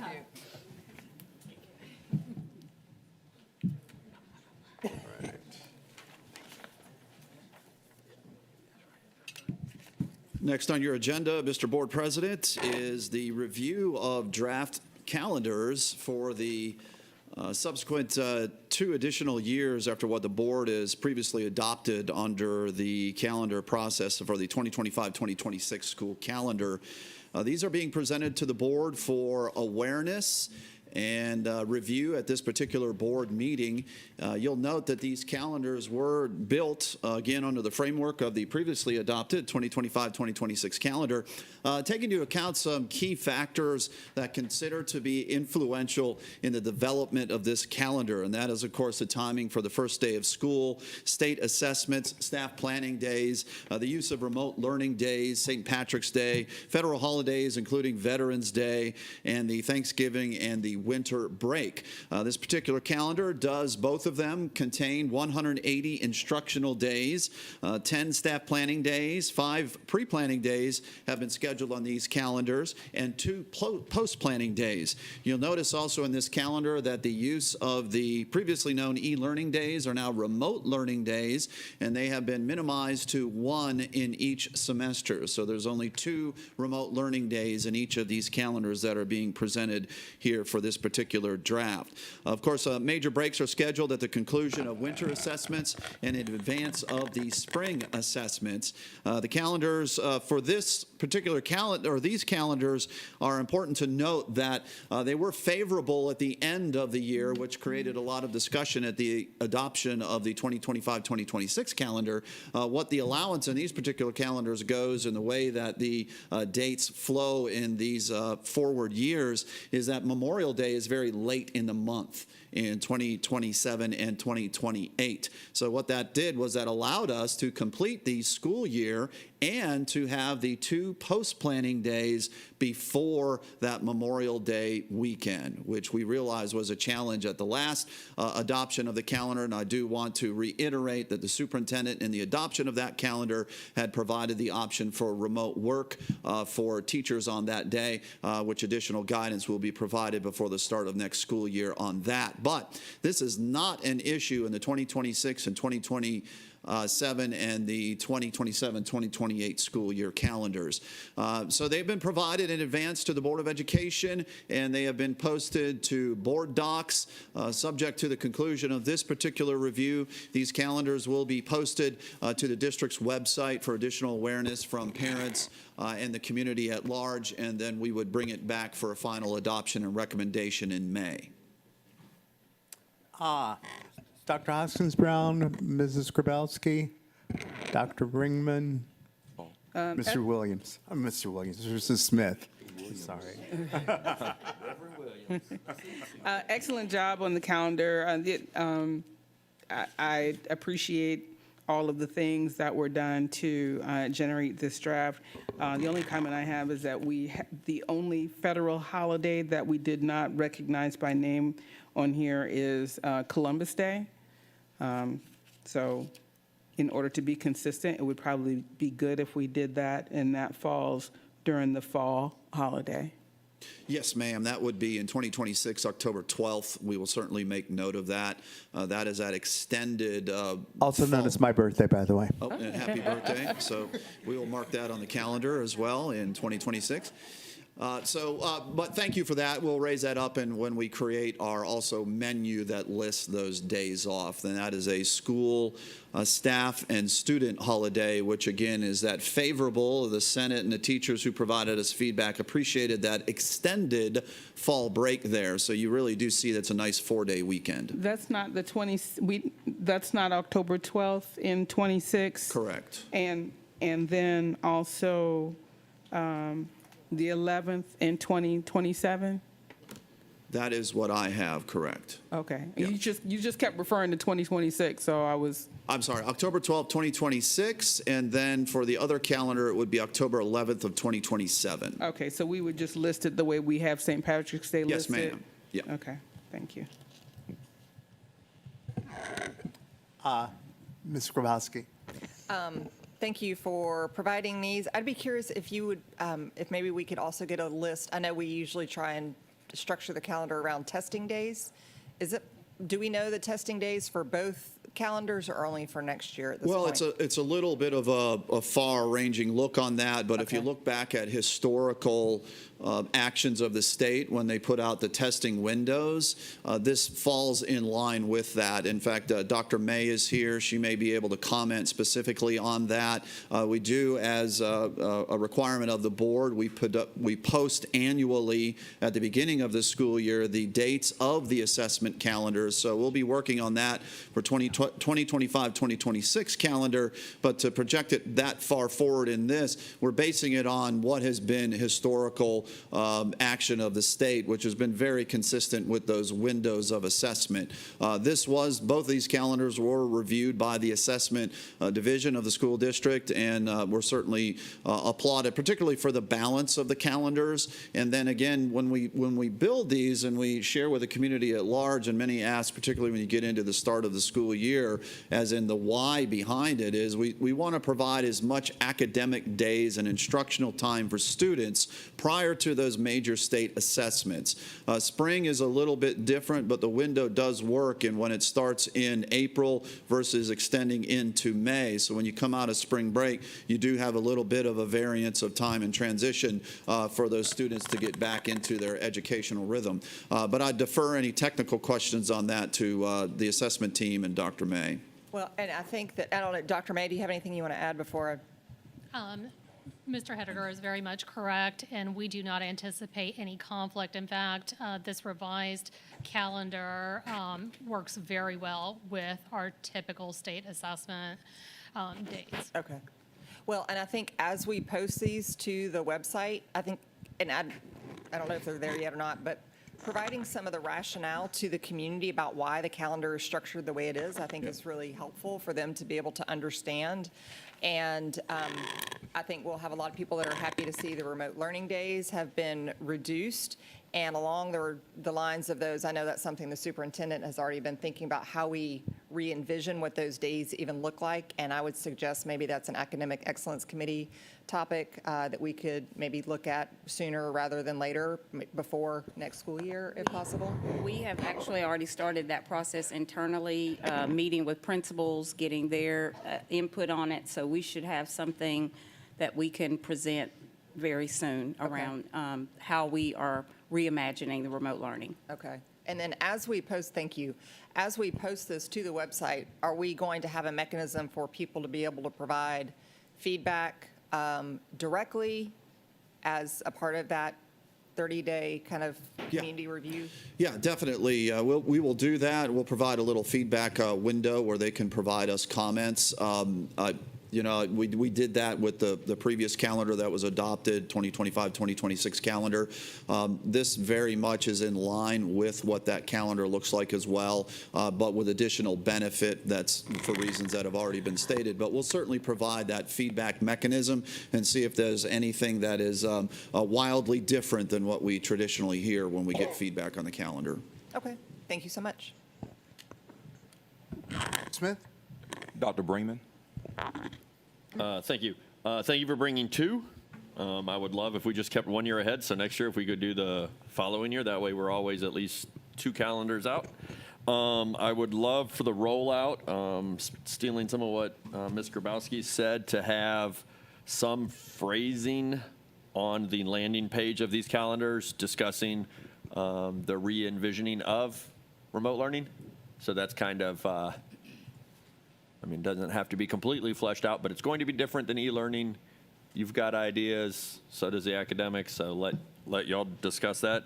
And then I know we talked a lot about makeup days the last time we brought up calendars. I would love, don't know if it can happen, but I would love, instead of just having this little designated makeup day section down here, to actually have some algorithm / rubric that says, if by this date, i.e. the end of a 9 weeks or the end of a semester, we have missed X number of days, these will be the makeup days. Not designated makeup days, but if we miss X number of days, I don't think I should select that. Academics can, but you put out a number, and parents will know, oh, we're getting close to that threshold, that those are gonna be makeup days.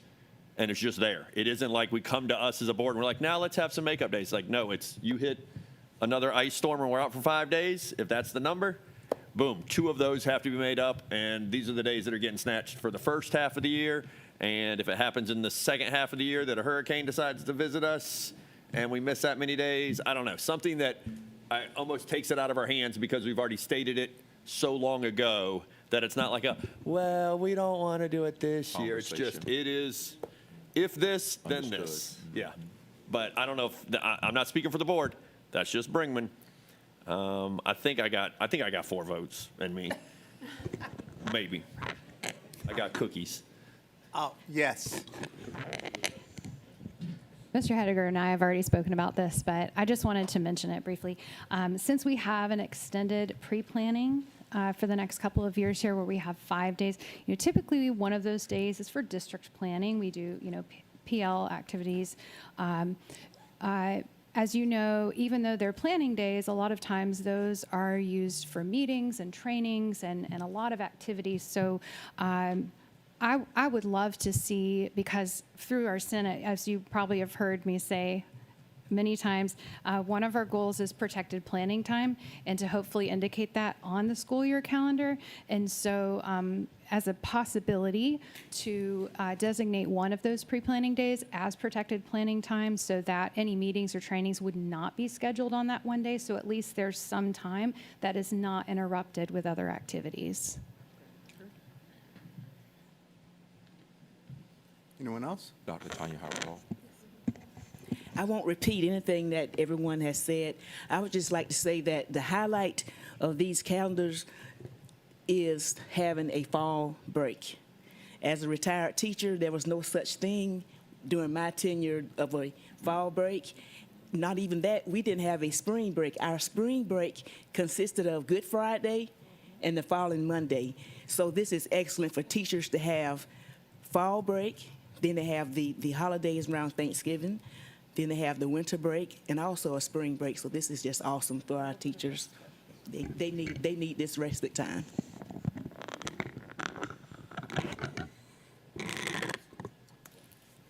Ms. Hall. I just want to back up what our Teacher of the Year was saying. Certainly out of 5 days, they should be able to expect more than just 1 day protected. So we will work on that to get your protection for at least 2 of those 5 days. It's probably the principals who we, Dr. Watts, need to make sure they understand what protected means. It shouldn't be difficult to incorporate that. We have now no meet weeks already. They're not on our formal calendar, but they're communicated internally. So it's a similar process. We just need to designate the days and say, these are protected and teachers have that time in their classroom. So we have an internal structure for that already. Yeah, it is a bit unique here in the fact that these calendars now represent a full week of pre-planning. And that appears to have been celebrated greatly by our instructional staff. One thing that we have always done as well with the calendars, which we will identify and change the icon and make sure that everyone is aware of it before the school year starts, is also establish that district planning day before school starts. What Ms. Graham is talking about as well is providing an icon in there that says this is a protected staff planning day, because there's a lot of things happening before school opens, and with 5 days of a window now, it's plausible to think that that would be viable to do. We have shared that with our academic team. Dr. Barnes and Derek Butler have looked at that and initially have provided with some favorable response, but we would need to look at the calendars and the dates and all of those activities that need to happen to see what makes best sense. We should also be considering the day before grading is to be submitted as some of the time in which we protect teachers from having to go out and do external things. So. I didn't want to reiterate anything that was already said, but I did want to make sure that I leaned in on the e-learning conversation. That was the items I was going to bring up. But can you tell me this, Mr. Kirk, how many e-learning days do we generally have again? So there's a little history to this. The e-learning days came about after COVID. And part of the impact that we saw there was the use of technology at home and learning in an environment out of the face-to-face environment gave us some leverage in the way that we provided instruction to our students. But we also saw it as an avenue to provide some staff planning time or duties that our educators might need to do if it were situated in a half day. Now, you'll notice that some districts across the nation use regularly in their calendars a half day. And now that doesn't make good sense. We've found here it's very difficult with transportation. You get the kids there. By the time you teach them up a little bit, you got to give them some lunch, and then you're thinking about dismissal. So it never worked really well. Having the children at home on an e-learning day while staff are at work at their desks, and then when that half day is over of instruction and they transition right into the workplace where they can do staff planning, parent meetings, and things like that, was the onus of the e-learning day when it was originally brought about in the calendar. We found on our first go with it that there was success with it, and we expanded the use of e-learning days up to 4 on the calendar that you've seen in recent years. However, some of the work and the way that we have been able to manage e-learning days and the evolution of process and student needs, we've learned that we have to do some pivoting in this particular area. That feedback that we've gotten from the professional senate has been really instrumental in that work and what we're hearing from our teachers as well and how we manage that. So you'll see that what these calendars do is it represents that transition, and hearing that and moving now to a remote learning component. that isn't as heavily derived on the technical piece, which can create a problem for connectivity, for example, at home, but there aren't as many in frequency. So you do have a remote learning day in these calendars, as you see now, semester 1 and in semester 2, which provides some good balance. Thank you. Anyone else? Next on your agenda, item 6.12. This is an action item for the Board of Education, and this is the facility naming of the Bloomingdale Elementary Gymnasium. Of course, in accordance with Board Policy FDC and Administrative Regulation FDC-R, naming of facilities, a team was appointed by the superintendent to provide recommendations on the naming of Bloomingdale Elementary School Gymnasium. You will recall from the first read at the March board agenda, this particular action item came about by a request from a community member who wanted to rename Bloomingdale Elementary. Well, Bloomingdale Elementary is not a new school. Bloomingdale Elementary is an established school. However, we realize there is a new facility. So while we are moving students into a brand new, beautiful, multi-million-dollar facility, the name Bloomingdale Elementary stands strong. The constituent who provided this, after meeting with the committee and having some good dialogue and exchange, retracted that request. But the committee did decide that the individual for which they wanted to originally name that school in this particular request was certainly providing a great level of work in the community and work that this individual had done with the school district historically over time.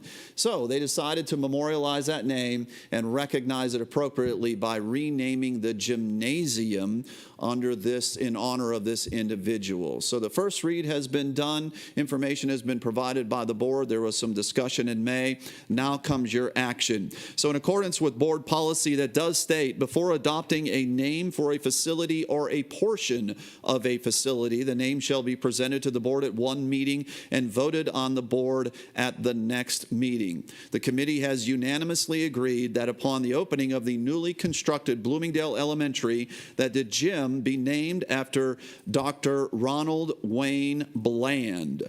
Thus be it recommended to the Board of Education, on support of the committee for naming the gymnasium and upon recommendation of the superintendent, that the Bloomingdale Elementary School Gymnasium now be named Dr. Ronald Wayne Bland Gymnasium. I'll accept a motion. It's been moved and seconded. Oh, yes. Any discussion? I'm sorry. For our community, is there any type of bio or history we can get about Dr.? So even when I was campaigning, I had everyone talked about Dr. Bland. People knew him, young and old. Even though the school remained Bloomingdale Elementary, it was not contentious. It was, people were looking for a way to name something after him, and we actually found it to be even more fitting that it be the gymnasium, because of his tight connection with the rec center. But he was a public school teacher. He was also an administrator. He was a fire chief, a city councilman, and his life was cut short, and people have been looking for a way to memorialize him. And this is beautiful because the gym has its own vestibule. The city will be able to work with the school district in utilizing it after hours for the community, and will unveil it in the sign around the time we open the school and make that a community activity. So it has been a great thing, and I feel like we've given the community a chance to honor him. Anyone else? I just want to echo Ms. Campbell's statements and to say that he had an impact on students from across the district. There's some remembrances from Groves. There's some remembrances clearly from the Bloomingdale Committee. There are those of us who remember him from Beach High School as an administrator. So he's one of those individuals who served throughout his career across the district, and it's nice to be able to recognize that.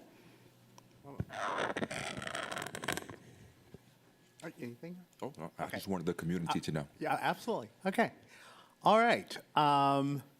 There being no more discussion, all in favor? Wonderful. Okay, so good afternoon. We're moving on to 6.13.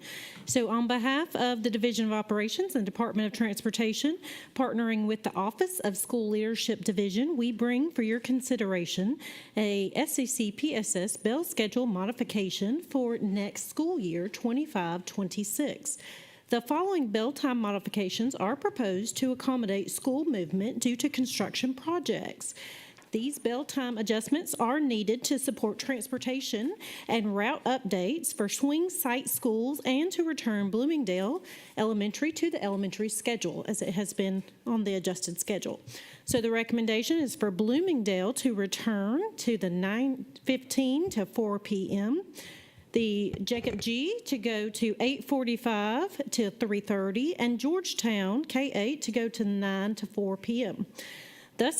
Thus be it resolved upon the recommendation of the superintendent that the board approve the recommended bell schedule beginning in the school year 25-26. Been moved. Seconded. A discussion? Yes, Dr. Brinkman. I'm sure y'all have studied it, but it is really hard to think that we aren't putting those buses coming from Georgetown to Largo in more traffic by bumping it 45 minutes later. I don't know. I drive it all the time. It feels like it's going to be, and it might be that that's probably somebody doing a double back is what I'm guessing. Yes, and the Yes. transportation Yes. team has thoroughly vetted it, Yeah. and it was their recommended times. No, fine. What, we need 10 bus drivers I got to find by next school year?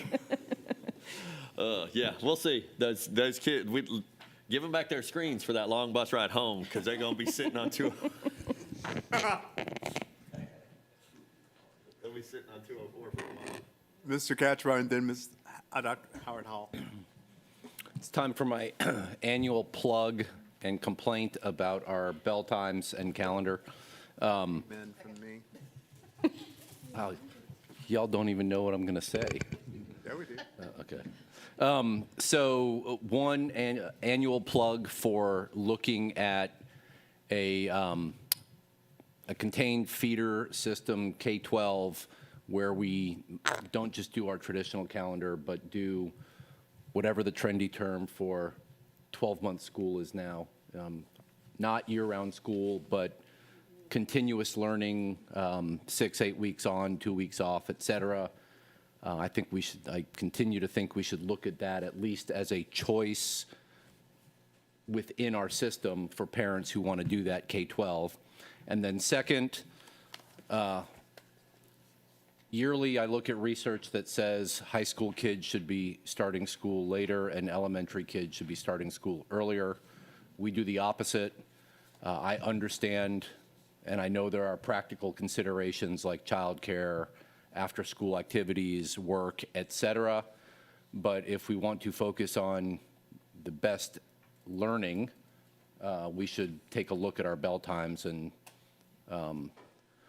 we looked at this 10, 15 years ago. We piloted some reverse bell times.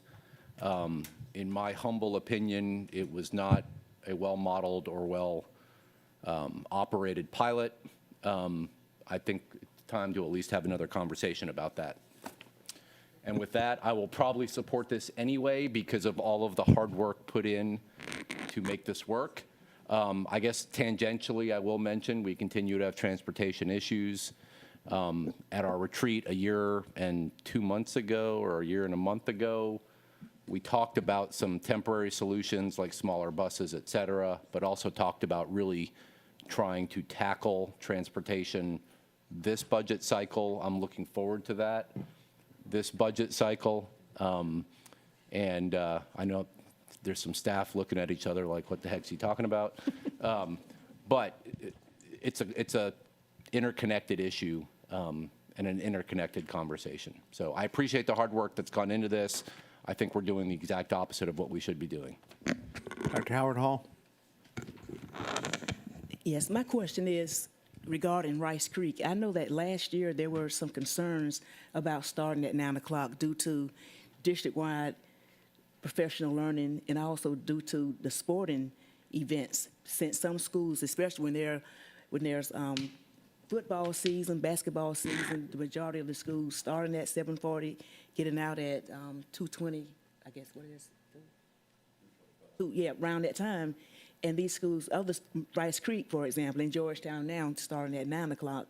So I'm not sure, have you all considered anything about trying to make it more consistent that these K-8s and middle schools can always start during the same time? I know that Rice Creek is the closest thing to Effingham County.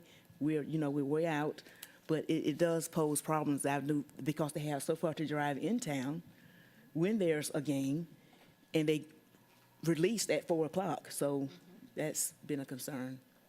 Thank you. I was not aware of that matter from Rice Creek, but I'll make note of that and see what options.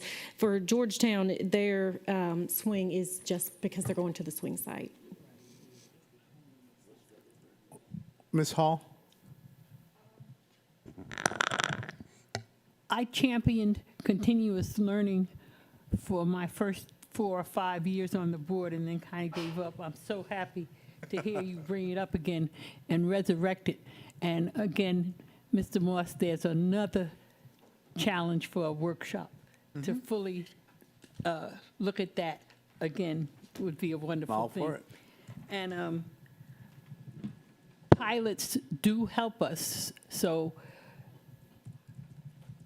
I don't want to offer my I have 3 high schools in my district, but I believe a pilot could work so that if we want to look at this, where did the research come from? I mean, they had to have piloted lots of schools to get to the point where they decided it's better for high school students to go later. So I'd be happy to have that discussion of piloting, trying to pilot it again, to see if we actually see a growth with our students who get to come later. Ms. Grabowski?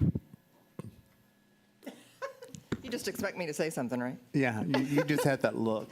Well, I think when we talk about piloting things that have to do with time or calendars and we don't do it district-wide, it's going to be really, really difficult, particularly for families who have children in different schools. I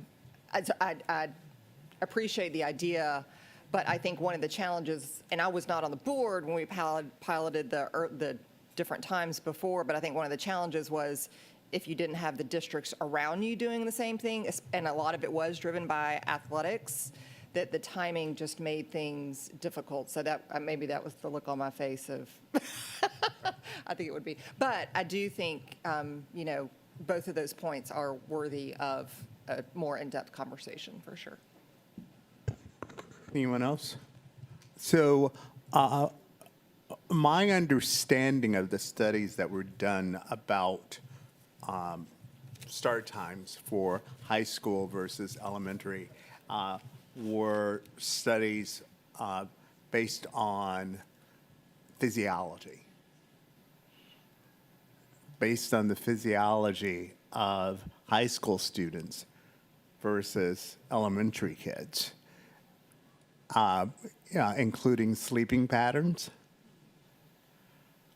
Kids, high school students, they just don't, it doesn't kick in until about 9 o'clock for high school students. Any of you that have high school students as kids, you know that 6:30 in the morning, they're not there. I disagree, but. Yeah. So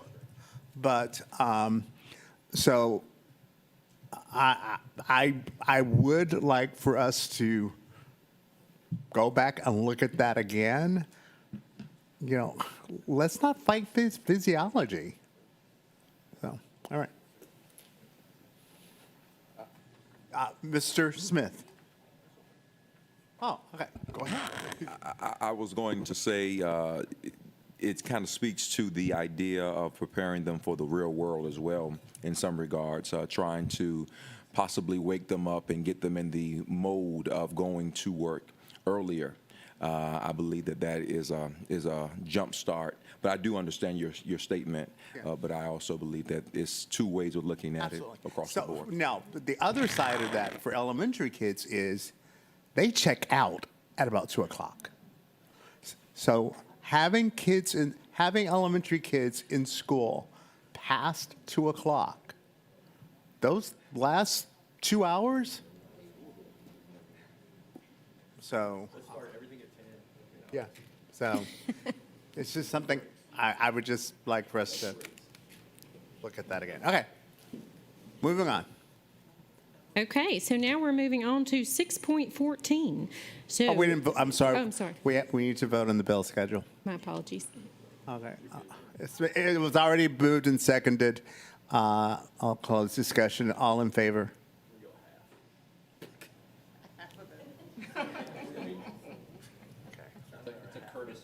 It's a courtesy yes. The yes is courtesy yes. Okay. All right, so moving on to 6.14. So the USDA Community Eligibility Provision, the board resolution to proceed. So in support of student achievement and the effective stewardship of available resources, the district seeks to utilize the Community Eligibility Provision, also known as CEP, authorized by the Healthy, Hunger, Free Kids Act of 2010 through the United States Department of Agriculture, USDA. This program allows eligible schools and school districts to provide breakfast and lunch at no cost to all enrolled students. With board approval, the district seeks to take necessary steps for implementation to include required notifications to the state or federal agencies. The program term will commence in the 25-26 school year to include 4 additional years subject to annual renewal and renewal provisions if necessary. The program has been reviewed by staff, the board attorney, and is supported by the superintendent. Board approval is required at this time. Thus, be it resolved upon the recommendation of the superintendent that the board approve the enclosed resolution and authorize the superintendent or her designee to take all necessary steps to enter into the agreement with the United States Department of Agriculture for the implementation and maintenance of the Community Eligibility Provision Program to include the execution of all required documents. It's been moved. Second? Moved and seconded? I'm sure there's discussion. Mr. Catchmark. Yeah, so my question is, we get reimbursed. Yes, sir. One, is the Department of Agriculture going to exist in 6 months? 2, do we know we're going to get reimbursed? How much money are we going to expend in anticipation of reimbursement? Has there been any reassurances from the state or from the current administration that this program isn't going away? So it is like all other federal programs that it is subject to continuation. However, we have reached out to Godot. At this time, they are not aware of any indication that there is going to be changes. So we're going to move forward with our request for you to approve the recommendation, the resolution, and hope that we can benefit from the free services. We don't anticipate spending a lot of money. However, we can keep in mind if we're not receiving our reimbursements or it doesn't appear to see that we would that the reimbursements would not come in, then we could bring back recommendations for changes. What was the what's the current reimbursement schedule? Is it yearly? Is it 6 months? Is it quarterly? I do not know, but I can get that information to you. What I'm hearing is we can monitor as we go and pull the plug if we need to. Yes, Okay. sir. Dr. Brinkman? I just want to say thank you. This was going on now 7 years at a forum when I ran the first time, when I first saw this and said, why can't we do that? And never really took off. So I am thankful to the district team that made this happen. This just makes sense. This really should just be a national thing, and just be done with it. You know, for a lot of our children, these are their 2 meals. For some families that don't fill out the paperwork that should be getting those meals already for free, those children don't get food. So just being able to look at every child the same, I can only imagine that our food nutrition employees are like, I'm smiling on behalf of them, because no longer do they have to go, oh, let me go throw together a sandwich or something to give the kid whose parent forgot to go to Power School and add money, or the kid that forgot their number that has to go to the back of the line to try to remember their number. All that stigma gone. And how many children that we're like, hey, that lunch looks better than what my home lunch looks like. Let me eat it. And maybe it is more nutritious. So I'm just thrilled. And I hope we roll this out with the red carpet so families actually know starting next year, just send your kids to school to learn, we got them. So thank you so much to all the people that had to work to make sure that this was a viable option for us. So thank you, thank you, thank you. Dr. Howard Hall, then Mrs. Grabowski. Yes, I have 3 concerns, which I am excited about this because we've talked about this for a long time. But there are some concerns, and Mr. Cashmore mentioned one about our dependency on federal reimbursement. You know, we don't know anything about policy changes or budget cuts. Another concern is the hidden cost.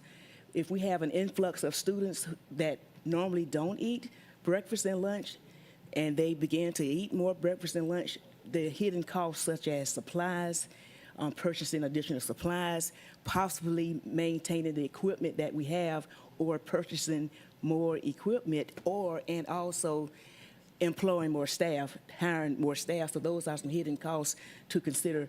And then another factor is maintaining our high standards. We don't want to water down our high standards of our nutrition standards. But by having an influx of students and increasing the number of students who are taking advantage of breakfast and lunch, we want to ensure that we maintain that high quality of nutritional values. Absolutely, yes, ma'am. And quality is our first priority. So we will not waver on our quality because we have a higher quantity. Yes, sir. Mr. Smith? Just a quick question on that note. Do we, and I'm not trying to shine a light on us in a negative light, negative way, but do we have a lot of food that we throw away or that's not used? So our executive director of nutrition is evaluating that and trying to change our procedure. Historically, we have made just large batches throughout the day, and so she's trying to change the process to anticipate how many students are coming, make a batch, and then have one ready for when the next student comes out, but not make so much that we're throwing it away. We're also working closely with our students to value what do they want. Right, so trying to, she has broken down a casserole, right? So rather than have it together and the students not eat it, provide the different sections of the casserole. So still same element of nutrition, but they're enticed to eat it in different ways. Good question. Thank you. I'm sorry, Mrs. Grabowski. It's okay. So I appreciate the conversation we had about this at our last retreat because we were able to dive a little bit deeper, and I think the idea of the a la carte servings that we discussed at that point, to Mr. Smith's point of eliminating food waste, is an excellent direction to go in. And I'm excited about coupling this with our new food, the food expo that Dr. Watts talked about in the introduction, and hopefully we can really celebrate and promote this as a take a new look at school lunch, and maybe we even call it something besides school lunch. I don't know. But I'm very excited about moving forward on this. Thank you. Dr. Hoskins Brown. Thank you. Thanks for this recommendation. It has been a long time in its development. In your response to one of the other questions, it made me think about how we use data about attendance to inform other operations. And so my question, which is not necessarily one to be answered now, but whether or not there's I'm sure for each school, they have a feel or a number or an algorithm for how much they prepare, or statistically how many students, the average number of students that eat per day. But I wonder, since we're trying to move to having our attendance data more up to date, if it wouldn't have some value for the food service leader to know what the attendance is at the school by like the second block. Because then they know they could decrease by 10% or up by 20% and reduce food waste just by knowing roughly who's in the building. Yes, thank you. This is exciting. All right. There being no more discussion, all in favor? Yes. Thank you so much. This is exciting. Final item for the board's action in Board of Education matters. We had one item that was adjusted in the agenda and moved to Board of Education matters. We do have an action item for the board on a resolution of claim wherein the Savannah-Chatham County Public School System has reached an agreement following a settlement conference that was facilitated by the EEOC to resolve claims of a former employee had asserted in EEOC charge number 415-2024-00434 and any other EEOC claims she may have asserted in connection with her prior employment with the Savannah-Chatham County Public School System, with no admission of liability by Savannah-Chatham Public Schools for the sum of $30,000, subject to school board approval. Therefore, upon recommendation of the superintendent, the school board authorizes the superintendent or her designee to settle the claim, all without any admission of liability by Savannah-Chatham County Public School System, and ratifies all actions to execute on behalf of the board a settlement agreement providing for payment of $30,000 to the claimant, resolving EEOC charge number 415-2024-00434 and any other EEOC claims that claimant might assert in connection with her prior employment, with no admission of liability by Savannah-Chatham County Public School System, with such other terms and conditions the superintendent and legal counsel consider reasonable and appropriate. Moved. Seconded. Any discussion? I think we've discussed out. Okay. There being no more discussion, all in favor? All opposed?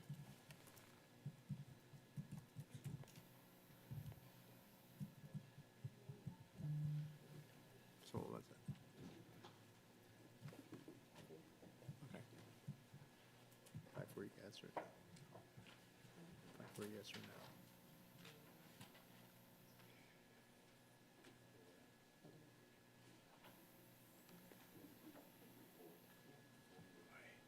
Okay, all right, thank you. Yes. Yes, 5 for no. It failed. There we go. Yes. So for the record, sir, we're seeing that there were 4 yeas and 5 nays That's on correct. this, so the motion would fail. Yes. Yep.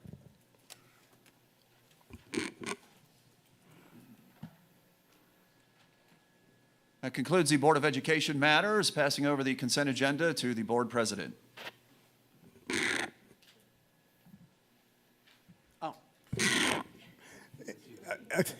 Yes, I have a motion to approve the consent agenda. Michelle, so wrong. So moved. Moved. Is seconded? I need a second. Second. Oh, thank you. All in favor? This is a consent agenda.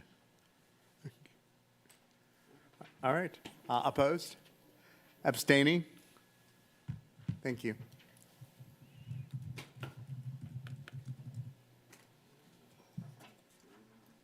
Yeah, hang on. Where are we? Okay, so we have someone here to speak on this agenda item. So you know what? Why don't we have you present first, and then you can speak. Thank you.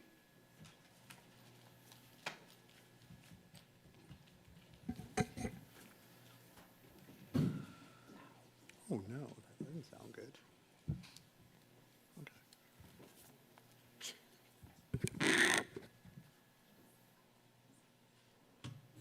Good afternoon, and thank you very much for allowing the presentation for the school year 2024 College and Career Ready Performance Index.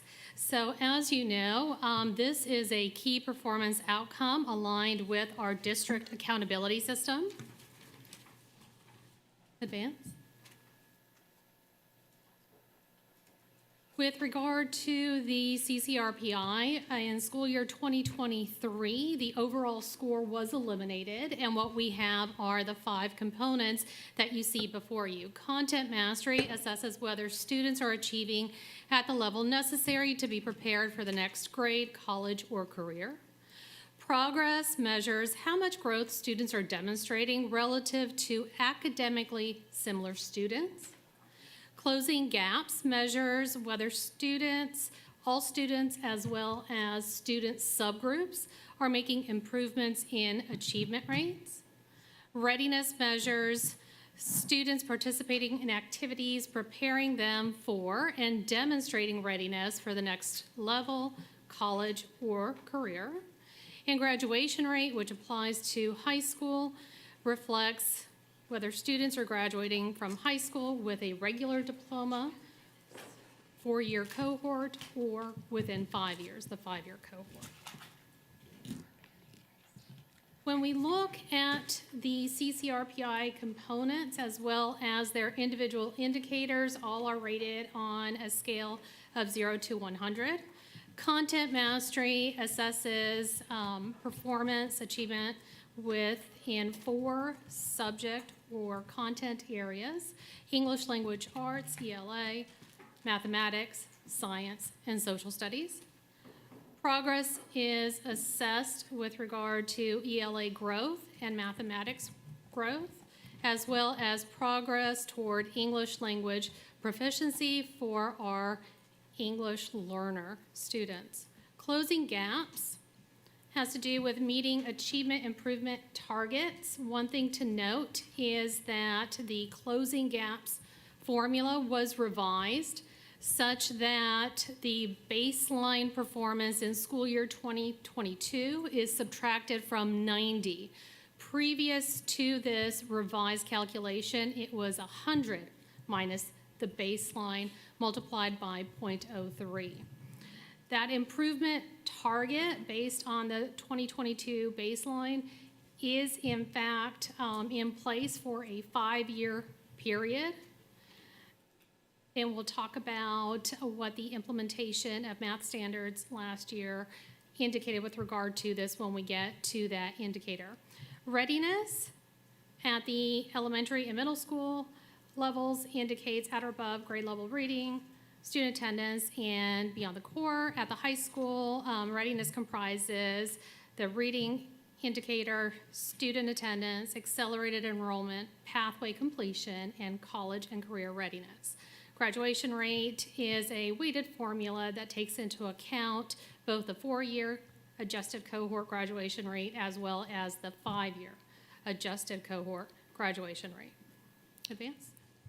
So when you look at our overall performance in school year 2024, what you will note is that the district achieved gains over the previous school year in nearly all CCRPI components and grade bands.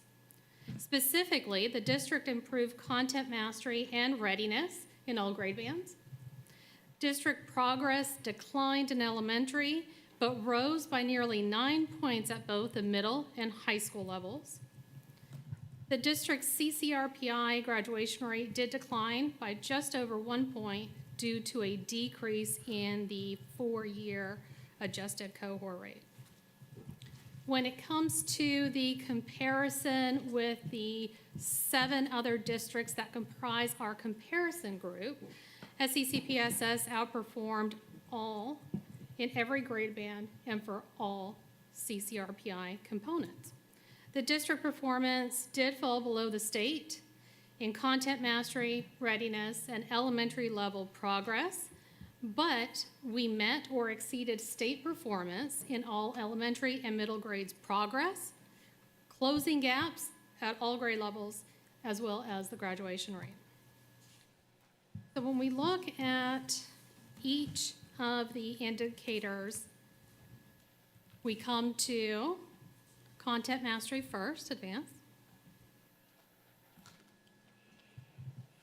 So with regard to content mastery, these are achievement scores in ELA, mathematics, science, and social studies as assessed on the Georgia Milestones Assessment System, or summative assessment, as well as the Georgia Alternate Assessment, GAA 2.0. When students perform and receive a scale score, those scores then translate into an achievement band or an achievement level. So the way this calculation works is that we calculate the percentage of students whose scores fall within the beginning learner achievement level, the percentage that fall within the developing learner achievement level, those who fall within the proficient learner achievement level, as well as those who fall within the distinguished. At the beginning level, the weight is a 0, meaning that for that percentage of students who score within the beginning learner achievement level, they do not yield any contribution to our overall content mastery score. Developing learners will earn us half a point. So that percentage is multiplied by 0.5 and contributes accordingly to the overall score. Proficient learners earn us full credit, 1.0. So that percentage translates directly into the composite. And the distinguished learners earn us 1.5 points. So that percentage is weighted at 1.5 and contributes accordingly to the overall score. So when you look at our performance, as stated, we are outperforming the comparison group, which is notated by yellow. The district is in green. State is in blue, so we are still falling below the state across 4 content areas. Any questions with regard to content mastery? Ms. Hall. Dr. May, I'd just like to hear your assessment of why the state is so far ahead of us. What do you think? The comparison groups, you know how I feel about about that, who we're comparing ourselves to, but the state being so far ahead of us does concern me. What do you think? So with regard to the state, we could speculate all day long. You have to think about the variability across the entire state of Georgia. So when it comes to our school district, we are largely urban with more unique challenges and higher percentage of students who would fall within the economically disadvantaged category. That is not going to be the case for other areas of the state, and we see a highly significant inverse correlation between economic disadvantage status and overall achievement. So if you're looking for what my primary go-to factor would be, that would be it. So, but also that great variability and thinking about the fact, the law of averages and what that means for the overall state, you will have those higher achieving smaller districts who are contributing. Okay, that certainly parallels my thinking, but I wanted to know what you as an expert thought. Yes, ma'am. Any other questions? Continue. So we'll advance to progress. Oh, I'm sorry, I'm yes. sorry. Ms. Campbell. So I just had a question about I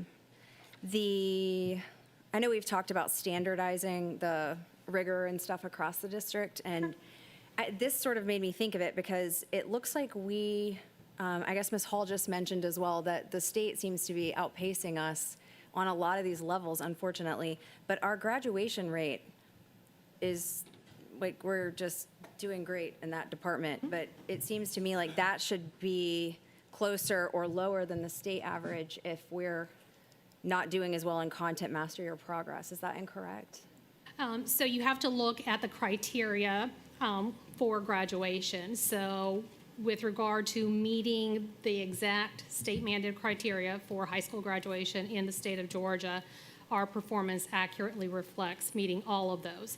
You will not find that to be a perfect correlation with achievement because we don't have a situation where only those kids who are overly performing in terms of mostly A's and B's are the only ones who get to graduate. Those C students are also graduating, and you have to think about that variability and the fact that we're talking about meeting those standards to pass the courses necessary and to meet the full graduation criteria. I guess my point would be with content mastery, let's say, ELA is included, and as we heard earlier, there are sixth graders rising into, middle school that are on a third grade reading level. I mean, how is it that they're graduating and meeting the criterion but can't read at level maybe in 12th grade? I keep seeing these articles and such. The test data does not influence passing the class. Yeah. So a student can pass the class and not pass the test, which goes back to the conversation about rigor in the classroom and grading practices across the district. Okay, I agree. Okay. Thank you. Dr. Hoskins-Brown. I'm just participating in the sub-conversation. So it seems like from these data, what we see is that more of our students stay and finish, even if they're not finishing performing very high. Whereas in other places, maybe young people just don't stay. So we'll have we could have a higher graduation rate than they, but they could have a higher achievement rate because the ones who stay and perform well. The ones that are not performing well may not participate or may not have the credit recovery that we have. And so if you're not reading at your grade level, but you have to master the content, then that means somebody's doing credit recovery for you, some type of remediation where you're getting moved through that content at your level of understanding and being able to demonstrate mastery. And that may not occur via the end of course test. That may occur some other way through your academic experience that allows you to move through that grade. So I think it's important the way that we look at these weighted levels. That's why we don't get a lot of credit for a beginning learner, even though a beginning learner takes a whole lot more effort. And that's, particularly unfair. So thank you for walking us through these statistics. Dr. Howard Hall. And also, when we look at our GMAT scores and you think about students being promoted, we're not considering multiple criteria selection. They have other exams. You have your iReady, your MAP, along with the classroom. So when you look at the test only, it appears, just like it appears, the data shows how we compare regarding the state just with this GMAS. But with multiple criteria, that is what allows our students to be promoted, and it's also to graduate as well. So it's just not looking at one factor, but right now we're concentrating on GMAS only. Yes. And to that, if I may, I'd like to add that it's really important when you look at this performance for content mastery and achievement level, this is a single snapshot in time. This is 1 day, limited time frame, standardized tests. So think about those students who perform well in class day in, day out. They perform well on their quizzes, their tests, but they're not good standardized test takers because anxiety creeps in. Their performance will be lower than expected than what we see in their grades, than what we see in their earned GPA. And also, that we'll get to when we move to growth. I want to make sure, though, in addition to everything that you just said, we have to make sure that the rigor in the classroom matches the rigor of the test. And teachers have discretion about the types of assignments that they give students, and there is practice a lot of times around meeting students where they are, which I support that. We do need to meet students where they are. But at some point, if a student doesn't have access and practice around what the real test is going to show, when they get that in front of them the first time at the end of the year, they're ill prepared. So this is a classroom rigor discussion that has to be addressed across our district. I'm excited that we have HMH now as a literacy resource, which will provide students more opportunities to actually be exposed to text and activities that they will see when it comes to some of these tests. And we're just not relying on everyone's discretion about what shows up in front of a student. Dr. Bringman? And I know this is more anecdotal, but these students also have a huge effect on this. How do we ensure that students actually care? Oh, they don't. My son goes to one of the specialty programs, and he has classmates that it's either who can score the lowest, and they go in on a group, and they're like, I want to see who can make the lowest on our iReady. They just can't. I think they just tested just recently, correct? Yeah. And he had friends that were going in, trying to see who could make the lowest iReady score, and the other was who could finish the test the fastest. And one of them was done in like 5 minutes. No, my son knows not. He ain't playing that game. He might have tried to get iReady gone with a petition, but those students exist, and that's at the school where their parents had to put them in a lottery. So how pervasive is it's not a ton of the data, but I'm sure that child's pulling it down a ton because they're making a 2. So I don't know how you reach those students on standardized tests. That's why I abhor them. There just isn't. There are other ways to show that a student is making success, and I surely, as we're here now, I'll just bring it up. I do not want to tie these type of standardized tests to our teachers' contracts and their merit. We've had to talk about how we incentivize our good teachers. They're all great to me, but incentivizing by test score is not a way that I could support, because I know students that would figure out that that's the way it's happening and would snowball a teacher's outcomes because they didn't like them, because that teacher was one of the teachers that actually held them to the academic rigor and always took their cell phones away. It's one of the other reasons this is how I'm scored as a professor. And I'm like, can you tell me what their grade was in the class? Can you put that? Can we have the correlation or the causation of the student that wants to give everybody a 1 on their faculty evaluation? Show me what they made in the class and how much. So we can't say, oh, well, that teacher gets paid more because all of her GMAT scores were higher, because I know how students behave, and they'll try to destroy a great teacher just for the sake of it. So just remember that when we continue to have those merit conversations. Anyone else?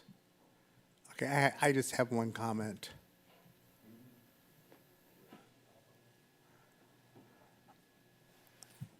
I am not thrilled that the state of Georgia, that our content mastery for elementary is 67.8. What that means is 32% of our students in the state of Georgia are not proficient. I am not happy that in the state of Georgia, only 64% of middle schoolers, or even 68% of high schoolers. And you can call me pie in the sky, but I truly believe this. I believe that our goals are not only to exceed our composite group, and you know how much I hate it. We need to get closer to being way above the state average. That is not good for a state. Those numbers are not good for a state, especially the amount of money we spend. So that is not my goal. Yes. And the last comment I'll make that I think is important for everyone to note, especially as we go into next school year where we are anticipating the math standards to change across the entire state.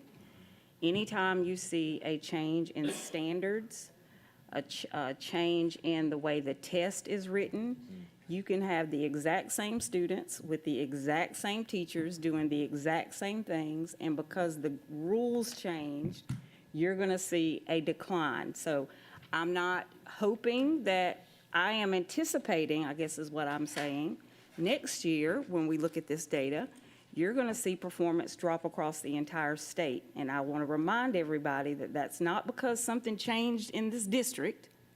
It's going to be because the standards changed. And so every time teachers get good at the standards, they move the line. And then there has to be a readjustment to that. And that does not mean teaching got worse. That does not mean kids are not performing. It just means that the sport changed. And so now we're playing a different sport, but they forgot, we had to catch up to that.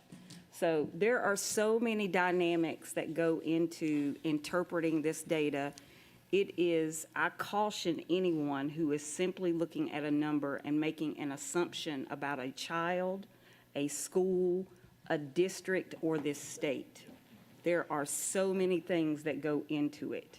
So that's my caution to everyone. There are brilliant kids that just do not test well. Brilliant. And they will go on and do great things in life. You don't want to see my SAT score, to be quite honest. You'd be surprised maybe that I was sitting here. Don't tell it. Oh, I'm telling it, because there are many kids like that. And so I just caution people around looking at a number and making broad assumptions about any child, any school, or any district. Thank you very much. And it is important to note that the math, exactly as Dr. Watts indicated, the math standards were new for school year 2023, 2024. It was our first year of implementing those new math standards. And as we move into the next school year, we will be implementing brand new ELA standards.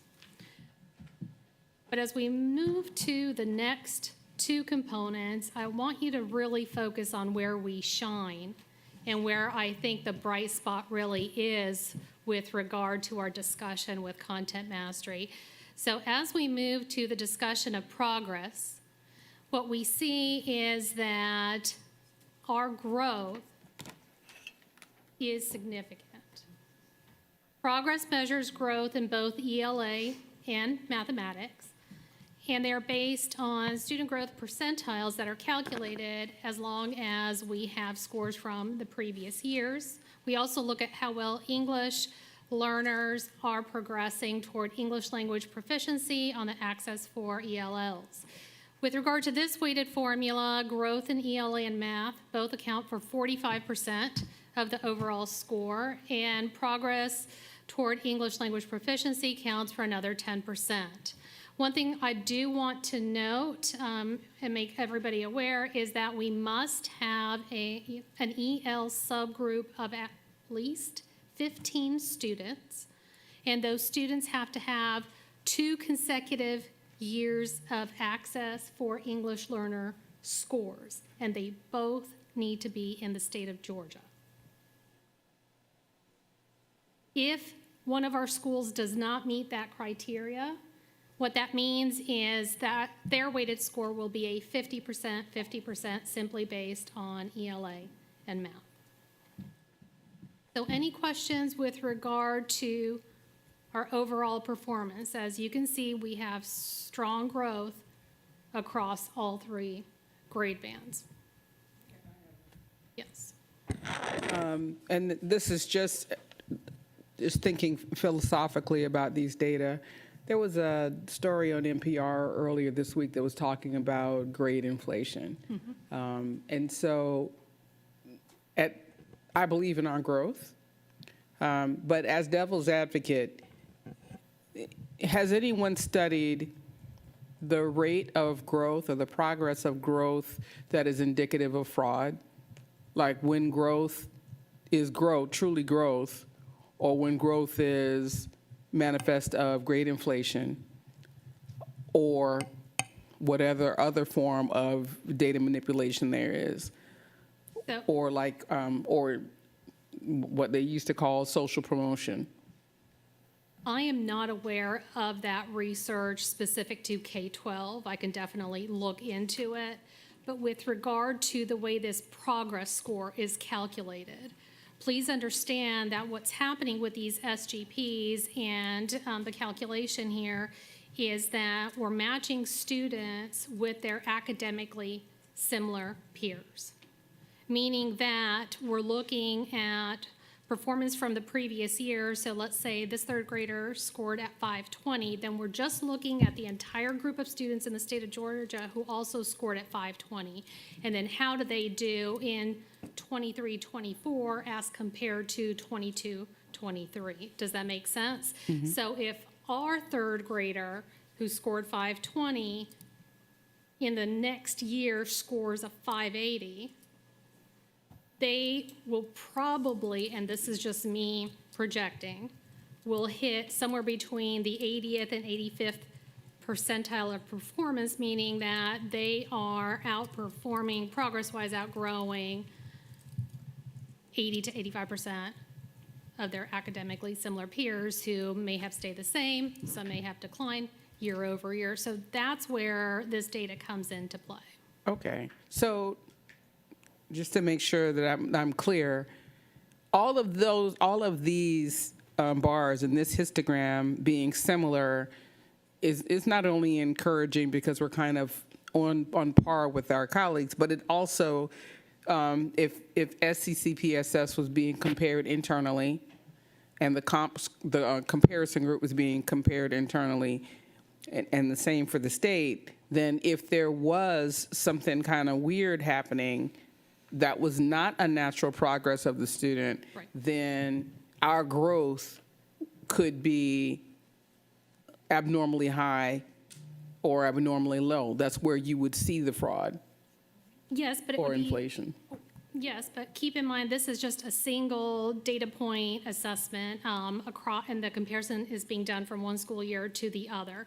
So it really minimizes the possibility of fraudulent activity or a significant impact in that regard. One school year to the other for that school A single assessment point. or a single assessment point. So you couldn't detect if there was something strange happening one year to the next? Christy, do you want to weigh in? If there is something abnormal. I'm sorry if you're explaining it and I'm just not getting it because If there, so I can tell you, Godot does take a careful look at achievement, at content mastery performance from year to year. So if there is an abnormally high increase in one of our schools that is inconsistent with similar schools in the state of Georgia, they That's what I'm will looking for, okay. audit us. They will ask for additional information about what may have happened within that school, within our district, that would have moved that needle that much. got it. So there is a data pattern that, Yes. that doesn't look right. We need to look at it type thing. Yes. Okay, and so we wouldn't find ourselves going along 8 years, congratulating ourselves that we're so awesome, Yes. okay, and then find out Yes. 5 years ago, somebody was making up some grades.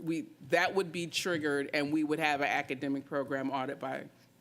Correct. And Okay. again, just to be very clear, this is all based on GMAS. So all of the standard protocols that are associated, just like Dr. May said, with the follow-up analysis and audits, those occur every year. And so, there are definitely some fairly tight controls around the administration of GMAS associated with these SGPs. I appreciate y'all. Dr. Howard Hall.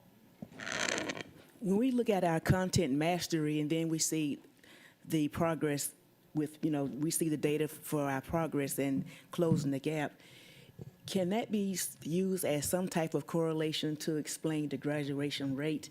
Because many times when we look at the content mastery, and we hear it all the time, well, your third graders aren't on grade level, but then look at the graduation rate. But when we continue to look at the progress and closing the gap, wouldn't that be some type of correlation that we could use to explain that? Absolutely, in that what you're showing is that students are consistently growing year over year, and they're growing at a high level.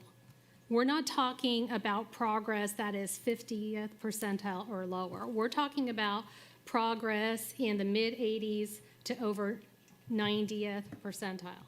That's huge. That is significant progress, and it also shows how students are making up for those learning losses that all of you are very well aware within the context of the pandemic. All of the research, the initial research showed it would take approximately 5 years to make up those losses. And then with the NAEP data that has come out in the last 2 years, reassessments, better analyses were done, closer analyses with better controls as well, Dr. Hoskins-Brown, where they looked at restricted range within different subgroups as well as overall, and what they show now is that it's a minimum of 10 years to go back to pre-pandemic achievement. So I think that's a really significant factor that we have to take into account, but these growth numbers are really impressive. They show great progress, and they show a lot of work on behalf of our teachers and students alike. Ms. Hall. Just an optimistic look at things. Dr. May, I don't know if I mentioned this to you, but I happened to go to Johnson High one day and talked with some sophomores, juniors, and graduating seniors. And they were telling me about topics they were doing their papers on, spring papers. Some of the ideas and some of the knowledge that those students had, I was flabbergasted. They are so much smarter to me than lots of kids in past years. We have some brilliant kids. So that has changed my mind entirely, because I used to be, a testing hawk, But we have some brilliant children, and it's not going to be on a piece of paper like this. Like Dr. Watts said, you're going to see them out in the world changing things as they mature. So I'm not at all despondent the way I used to be, but I want our kids to do as well as they possibly can on these measures. Of course. But I'm not any longer thinking that this is the answer here. We need to talk to some of the students who are actually graduating and see the minds that they actually have. Yes, ma'am. Continue. Wonderful. So as we continue to closing gaps, this takes into account how well student groups meet their improvement targets. So keep in mind, the improvement target was set with the baseline data from school year 21-22. The revised formula has 90 as the top level from which we subtract that baseline. We multiply it by 0.03, and then that target, so let's say that equals 0.9 increase. That 0.9 increase in the overall achievement score is what we are expecting, the content mastery score, every one of those 5 years. Does that make sense to everybody? So if they scored a 60.9 overall, right, for the school last year, then what do we expect in terms of meeting that target for the following year? A 61.8. That's your new target. So when it comes to closing gaps, what we see is across the board, we are performing very well. It's strong, sustained growth, and it combines with achievement in this regard. And what we're seeing is that at the elementary level, we are at 100% in terms of closing those gaps, matching the state, and we are well outperforming at both the middle and high school level, both our comp group, and most importantly, at the state. Look at our middle grades.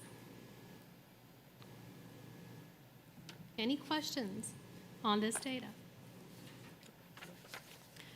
As we move forward to readiness, here we're looking at students participating in activities that are preparing them for and demonstrating readiness for the next grade level, college, or career. For elementary and middle school, this includes reading at or above grade level, student attendance, and beyond the core courses. At high school, we look at grade level reading, student attendance, accelerated enrollment, pathway completions, and college and career readiness. So what we see here is that we are outperforming the comp group, but still falling below the state at the 3 grade bands. Any questions? Yes. How much is attendance? I'm guessing it's 33% of Exactly. elementary. Yes. Well, it's the state, so it doesn't always make sense. So it's 33% of the score for the, and then 20%. Is it 20% at high school? Exactly, equally weighted. Okay, Perfect. that's a weird thing to wait. Okay. Any other questions on readiness performance? All right. So as we advance to our graduation rate, what we see is that we fell 1.2 points from our previous year performance, but we are still well outperforming both the state and the comparison group.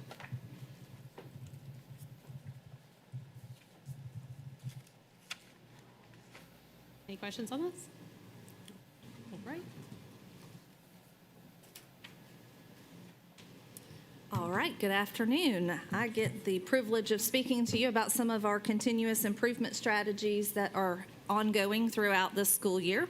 So first, I will talk about high-quality Tier 1 instruction. So we've talked a little bit about interventions and things. The main focus this year, K through 12, has been on that high-quality Tier 1 instruction, not just in reading, but math, science, social studies, and really focusing on how to address rigor of the standard, and making sure all students receive that high-quality instruction. We've done some of those things through really purposeful core instructional walks. I know our team in Curriculum and Instruction, Office of Instructional Excellence from our special ed department, our EL leaders have partnered with the OSL team to get into schools, walk side by side with leaders, provide some feedback on what we're seeing in instructional practices, and then provide next steps. Then come back and follow that up with another cycle. Here were your next steps that we gave you. Where are you with that implementation? What support do you need, et cetera? So that has been an ongoing cycle.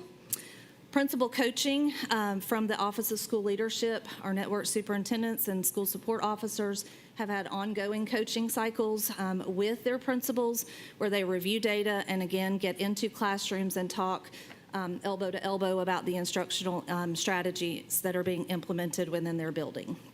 There's also the CT3 support where some of our middle schools, a couple of high schools and elementary schools are going through a training process with the school leadership office on real-time coaching and feedback so that they're making sure that their feedback is directly aligned to instructional improvement. And really getting deep at those things that are focused on rigor and how to change instructional practice. We also have a great team working on our district attendance plan that includes monitoring, support, and interventions that go along with absenteeism, home visits. You've heard a lot about that. And really focusing on building strong relationships with our students and our families so that they understand, as you know, attendance matters. Increasing engagement with families and with students, and implementing positive incentives, and those vary from school to school, that really get students engaged, get them wanting to come to school. We talked about that a little bit earlier, and then celebrating them when they are present in school. Next slide. Okay. I have to click here. All right, so our next set of strategies, comprehensive academic support for sustained growth and acceleration. So we have multi-tiered systems of supports in place for our teachers and our students. Each grade band, elementary, middle, and high school, has an instructional focus block, or at elementary, we call that a differentiated instruction block, where we focus on intervention. So we have very well-defined Tier 1 direct instruction, grade level standards blocks of time, and then there's a period of time where teachers address the individual needs of students in reading and or math. Some schools at grade bands also have after-school and Saturday tutorials. We have the Twilight Extended Learning and Recovery, and then advanced coursework and enrichment for students who are ready to take that step above. And then finally, we have formative assessments used to identify gaps in learning. This is where our HMH literacy has been very helpful, because we now have the same tool across all of our schools for teachers not to just provide instruction, but also to look at assessing students at the level of rigor of the standard from the same type of assessment tool. We also have a mirror literacy. Our initial reports this year from BOY to MOY with our younger students was definitely a large gain in their reading on grade level. So we decreased our percentage of students who were struggling just in that short period of time. I'm excited to see what that looks like toward the end of the year. We also have DRC Beacon Math. That is a state assessment tool that we use in a formative way. So it provides us the opportunity to assess math standards with students throughout the year based on their learning progressions in those standards, but also allows us to see what those tested areas would look like on GMAS. So the platform actually provides the real-time, this is what you're going to see on GMAS, how are you doing in answering those questions, how are you performing, and then provides teachers with opportunities for intervention as well as resources to be able to address students who are performing below, who might be performing at or even above grade level. And then we, as you are aware, we have our iReady Literacy and Math, where students take that assessment and then they have their continued learning path. And then if needed, the toolbox provides additional resources for teachers to provide instruction during those intervention blocks, as opposed to Tier 1 instruction. Okay, next slide. All right, additionally, we have professional learning that is ongoing, coaching and support with our EL teachers. There's been a large focus on vocabulary instruction. As we know, that's a main component of what our EL students need. So they have also been able to lean into the HMH resources so that they have a toolbox of things to be able to pull strategies from consistently from school to school, as well as learning best practices for the implementation of vocabulary strategies. Professional learning, coaching, and support through specially designed instruction for our students with disabilities is ongoing with our teachers and administrators. Also, we have letters training for teachers, administrators, and district support staff. Our administrators just wrapped up their last unit about 3 or 4 weeks ago, so they are complete with their 5-unit cycle. We have facilitators who have just finished Volume 2. So we have trained in our district currently right now 30 academic coaches and district staff members who can deliver that letters training now for Volume 1, and we'll work on that for Volume 2. And then we have teachers who will finish up with Unit 6 by the end of this school year and only have 2 more units to go next year. So they have been real troopers. And then we have ongoing professional learning for instructional practices to support the implementation of our math standards. That has been ongoing unit by unit, digging into what do the standards actually look like, what do they mean, as opposed to this is how I've always taught this particular concept or skill. This is now what the state is saying students at this grade level need to learn and be able to do. So I gave you a lot of information. Questions? Ms. Grabowski. Thank you for this, and it's great to see. I mean, this is a really critical part, I think, of this presentation, what we are doing to continue to grow and improve. So thank you for that. And also, we just want to take a moment to encourage any board members or members of the community who may not have seen our last Academic Excellence Committee meeting. Ms. Goldman, our Chief Literacy Officer, did a wonderful presentation about our literacy as our North Star and all the work that is going into that and the progress we are already seeing. So would encourage anyone to take a moment and really review that presentation to learn more about the effectiveness of our literacy strategies in particular. Thank you. Dr. Howard Hall. Yes, thank you. This is great. I love what you're doing with our continuous improvement strategies. However, I do have the question of who and how are we assisting our teachers that are continuously struggling with classroom management issues, because it's hard to teach anything when there's problems within the classroom, and who or how are we assisting our principals that's struggling with their school culture? Okay, I can certainly address that. I know in our monthly principal meetings, we've had lots of training and ongoing discussions with climate and culture. We've had some guest speakers who've come in during that time to help our principals understand what climate and culture is and how to develop that and be able to bring strategies back to their school. Part of the core action walk that I mentioned before addresses student engagement, which then leads you to look at, are students passively engaged, meaning they're looking at you and they're nodding or they're fiddling, or are they cognitively engaged in the instruction that's going on? So those core action walks have allowed us the opportunity to really help our leaders and teachers recognize the difference between the two so that they can work on some of those behaviors that do result through that difference of engagement. I noticed that you have your learning walks, and are you seeing big differences within classrooms within a school, and major significant difference as opposed to other schools when you're comparing? I would say that there are some differences, sometimes within schools and across schools. Sometimes within a school there may be an outlier classroom where you might see a lot of really great things happening across, but there might be one classroom.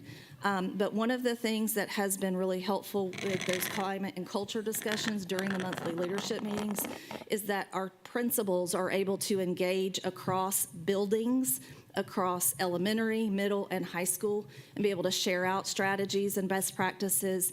And then those ongoing core walks, we can see the implementation of those strategies, as well as identify schools that might need support. For example, our professional learning department has specialists who are part of support for each of the OSL, SSO networks, and they go in and provide support. So if there is a school struggling, professional learning goes in and provides training and support. If there is the outlier classroom, then they may provide just that one-on-one teacher support. Are your learning walks announced, or they're They are calendared out, yes, ma'am. And a big reason for that is because we want the administration to be part of that, so that we're not coming in and doing it to them, but we're there doing it with them. Thanks. Mr. Kachmar? Appreciate all the information. I'm the cynical and jaded old guy on the board. All of that was great, but it doesn't really matter because the standards are being changed next year, and we'll have new KPIs, right? So as far as KPIs, no, not necessarily. So I'll give you maybe some good news on the standards change, okay? When we did our textbook adoption, our rubric was built off of the new standards. So we were looking for a resource that would provide us what we needed, knowing that the new standards were coming. In terms of training for the new standards, we intentionally pushed some of that until January because so much of what the teachers are learning to do with their HMH implementation is directly connected. So rather than say you're going to have to do this vocabulary strategy next year and focus on vocabulary this way, they got into practicing the vocabulary routine. And now they can see this is why we were doing it, because this is where it matches up in the standard. So we will see some differences. We are going to see some things like kindergarten and first grade teachers maybe have given fluency assessments to see how accurately and quickly students can read word by word. That's not an expectation until second grade in the new standards. So we're going to have to look at the new standards and really take into consideration what we thought or did previously. Now, what are the expectations for this current grade level? And I'll give you one more piece of information I think will be helpful. Our current ELA standards, there's 9 of them.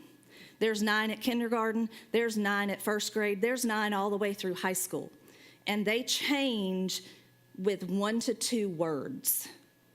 The new standards give very clear expectations of student learning. So instead of saying students need to learn how to decode, it's going to tell you what types of decoding to what level of decoding needs to happen at kindergarten, at first grade, at second grade. So I think some of what we talked about earlier about interpretation of what instruction should look like, it's going to be very clear for teachers. This is what my students are supposed to learn and master, and then shows the progression of this is where they're going the next year. I personally, 26 years in education, former first grade teacher, think this is the best set of standards we've had in my entire career. That means they'll go away in 2 years, probably.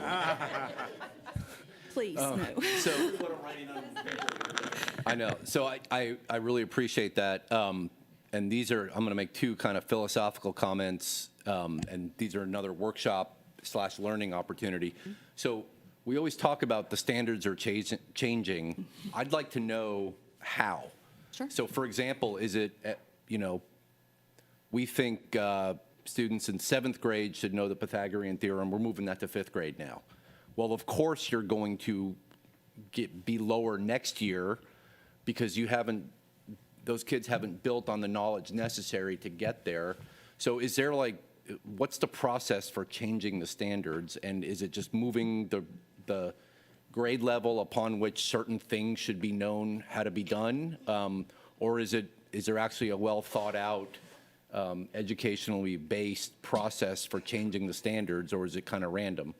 Or is it a little bit of both? Is it political? Is it what's the flavor of the month? All of the above?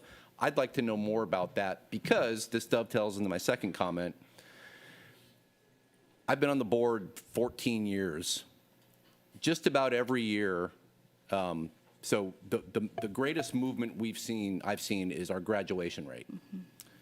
But just about every year, no matter what the standards were, no matter what our tests were, we were below the state, above our comp group, and a little below our neighboring counties, which had much less poverty levels, higher income levels. And I don't care what the test was, when we were doing ITBS, whatever it is, we've kind of stayed in that kind of comparison.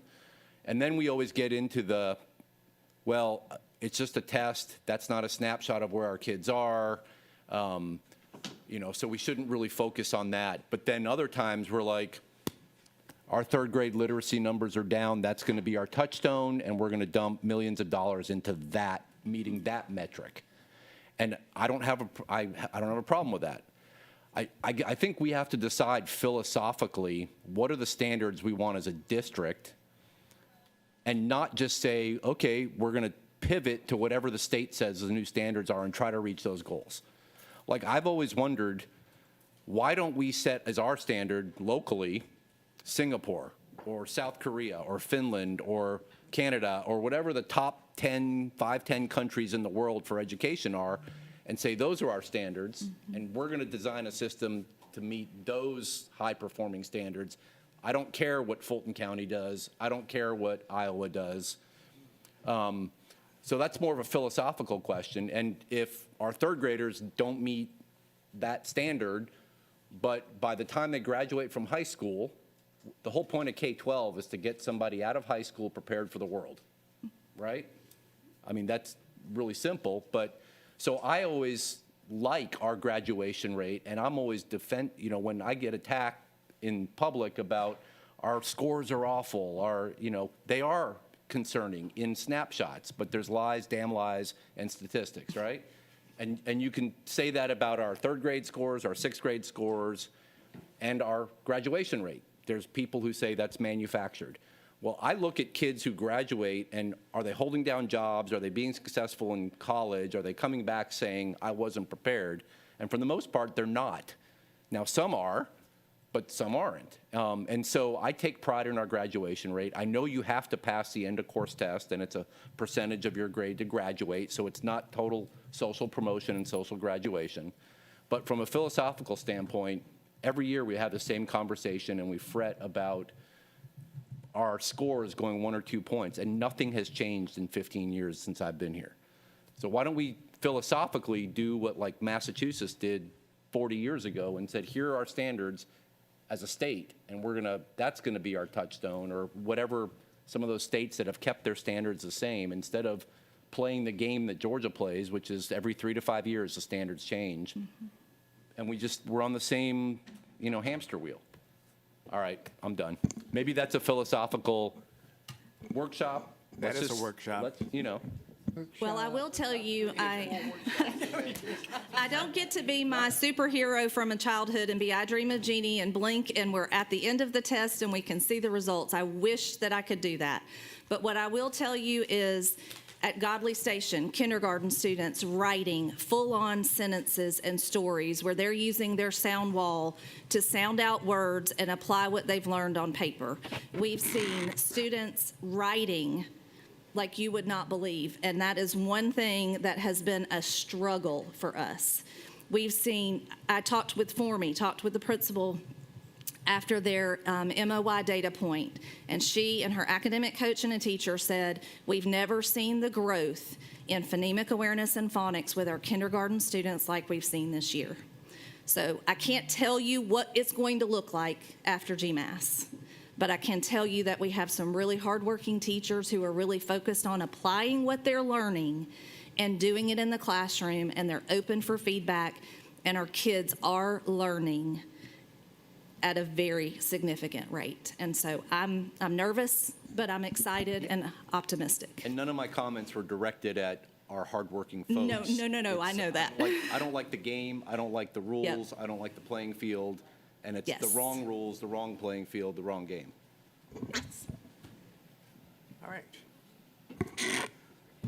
All right, so is that it? That's it. Thank you. Thank you. Now, we did have one person who signed up to speak on CRPP IYX. Yeah, that one.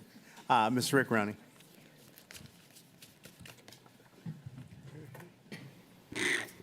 Thank you. Good afternoon.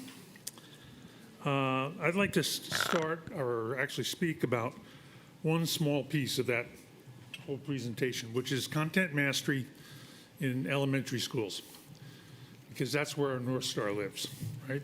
Literacy. So just to go back to the data, the state score was 67.8. The Comp County score was 50.7. And Savannah-Chatham County was 54.4, with a 4-point gain over last year. So first of all of this is pre-science of reading, right? Because we just started that last August with the class. So all this data is ahead of all that. But that was the score for last year. So, in the discussion, you could see, well, we're not as good as the state. We're better than the comp counties. So I think, first of all, comparing ourselves to the comp counties is totally irrelevant. It may make us feel good because we're better than some other mediocre counties, but it has nothing to do with the quality of education in Chatham County. Nothing. Even the average is somewhat deceptive. Our average score was 54.9, right? So that's all our students averaged to 54.9. So if you look at school averages, we have 7 schools who exceeded that average by more than 10 points. So 65 or higher. 7 schools. The highest was 96.5. So big range, a lot of schools up above. Below the average, we had 15 schools that were 10 points or more below the average. So we have like a barbell system, okay? So the 15 schools that were below, 8 of them were actually, so 10 points or below was 45 or below, 15 schools. 8 of those 15 were in the 30s. And the low school was 33.7. So again, we got a barbell. We got 93 something up here, and we got 33 down there. Now, if we focused on those low-performing schools, we'd have a whole different discussion. Complacency would go out the window. I've been coming to board meetings, the regular board meetings, the informal board meetings, committee meetings, for 2.5 years. I have never seen a thoughtful, probing discussion about what is going on in our low-performing schools that keep them low-performing. Gets talked about a little bit, got talked here before. Ms. Hall said, what's the problem? Oh, it's poverty. Okay, so the top school in this 24 report, elementary school, the 93.5 or 96.5, whatever it was, that's a school that has 80% of the kids who are economically disadvantaged. So shockingly as it may seem, you can teach poor kids to read. I know that's a shocking proposition, but it's true. So I think this goes back to what I talked about last month. The culture of mediocrity, I know my 3 minutes is just about up. It is. The culture of mediocrity that this board has created and promulgated through the system has to change. You've got to go for excellence. You've got to work hard at those bottom schools. Thank you. Thank you. Thank you very much. All right, next, financials. Right? Yes.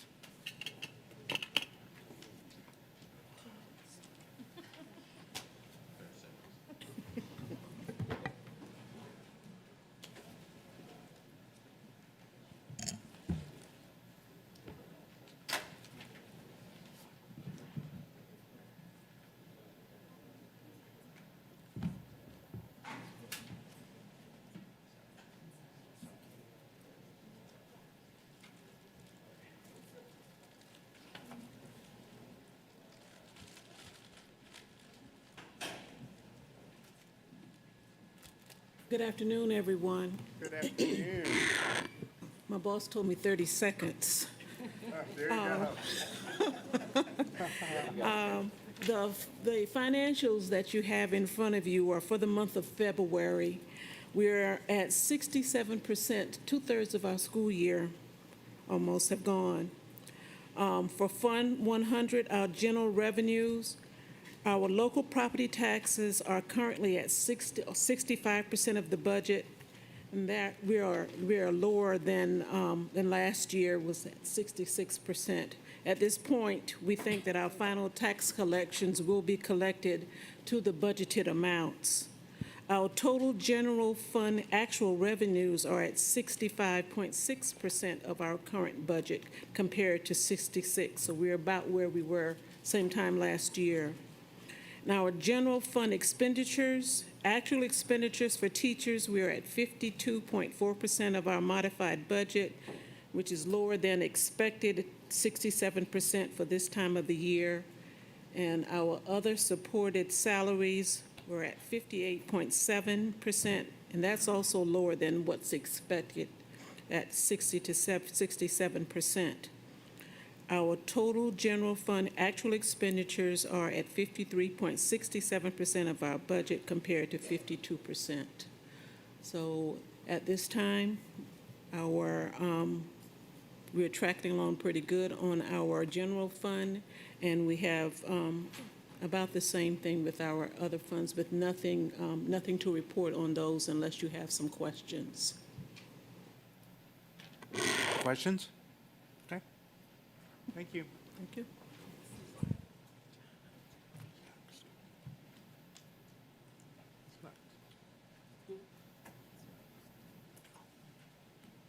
All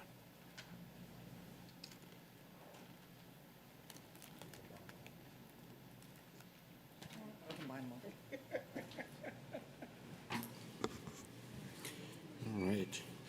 Almost good evening.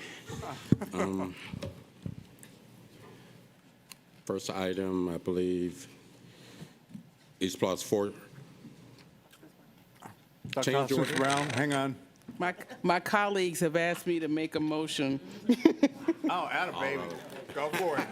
My colleagues have asked me to make a motion to combine items 9.01, 9.03, 9.04, 9.05, 9.06, 9.07, and 9.08 as one motion. I'll leave the East Plus 5 resolution as a separate item.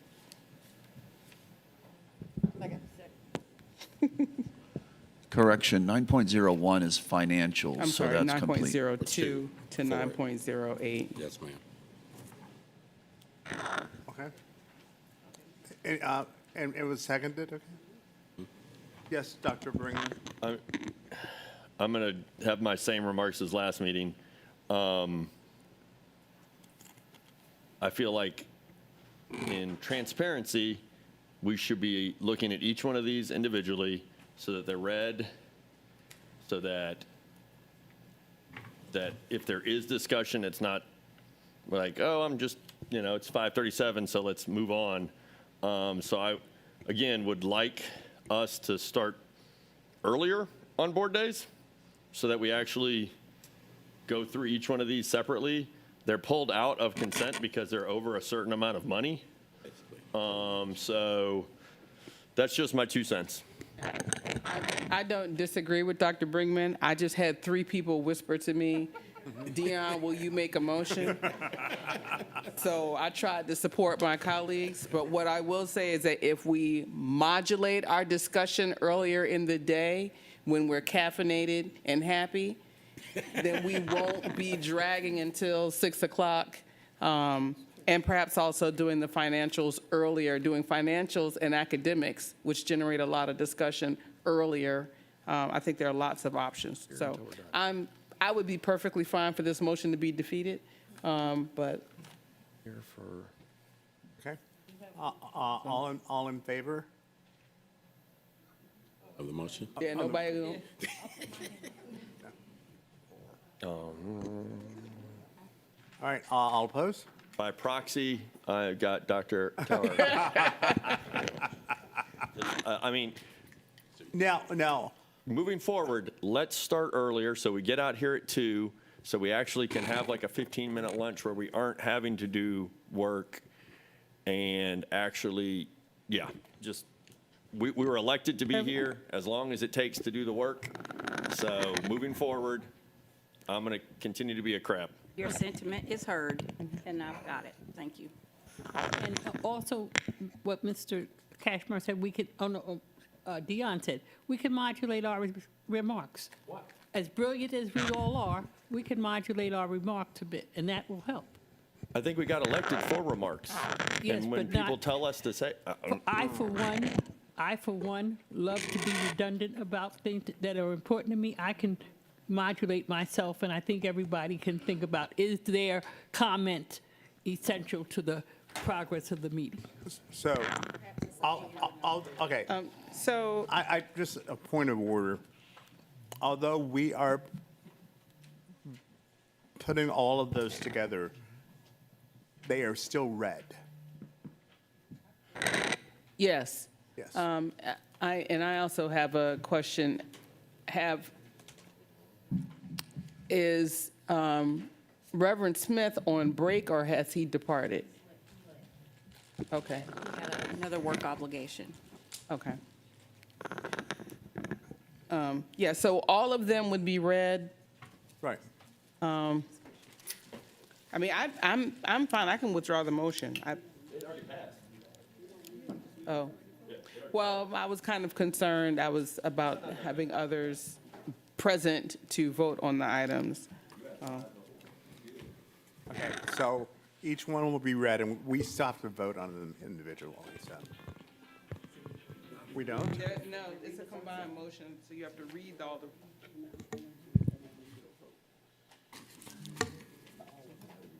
Oh, got it, okay. So I'm reading the thus be it resolved portion on all of them. Yes, yes. But I'm sorry, if you don't mind, Mr. Chair, one thing I do want to point out about Dr. Brinkman's comment is that all of these items are in the public side of board docs, and they are there for people to review. And so they are not being decided under the cover of darkness. So they are available. Thank you. Okay.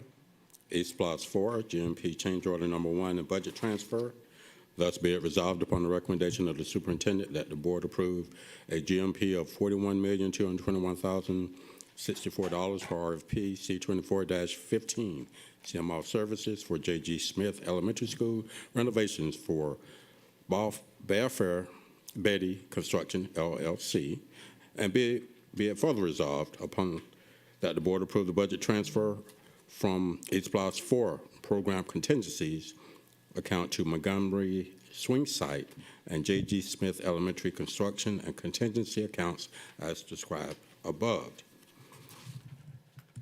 Next item, HPLOS 4, Windsor Forest High School, J.E. Dunn GMP change order number 27. Thus be it resolved upon the recommendation of the superintendent that the board approve GMP change order number 27 to J.E. Dunn Construction Company, Incorporated, for the construction of the Windsor Forest High School replacement school in the amount of $749,361 for the additional asbestos abatement work, increase the GMP to $223,634, and revise the project substantial completion to March 11, 2026. Next item, bid 25-07, Gould Elementary School roof replacement and budget transfer. Thus be it resolved upon the recommendation of the superintendent that the board approve the contract with Owens Roofing Incorporated for the Gould Elementary School roof replacement at a total cost of $1,646,421.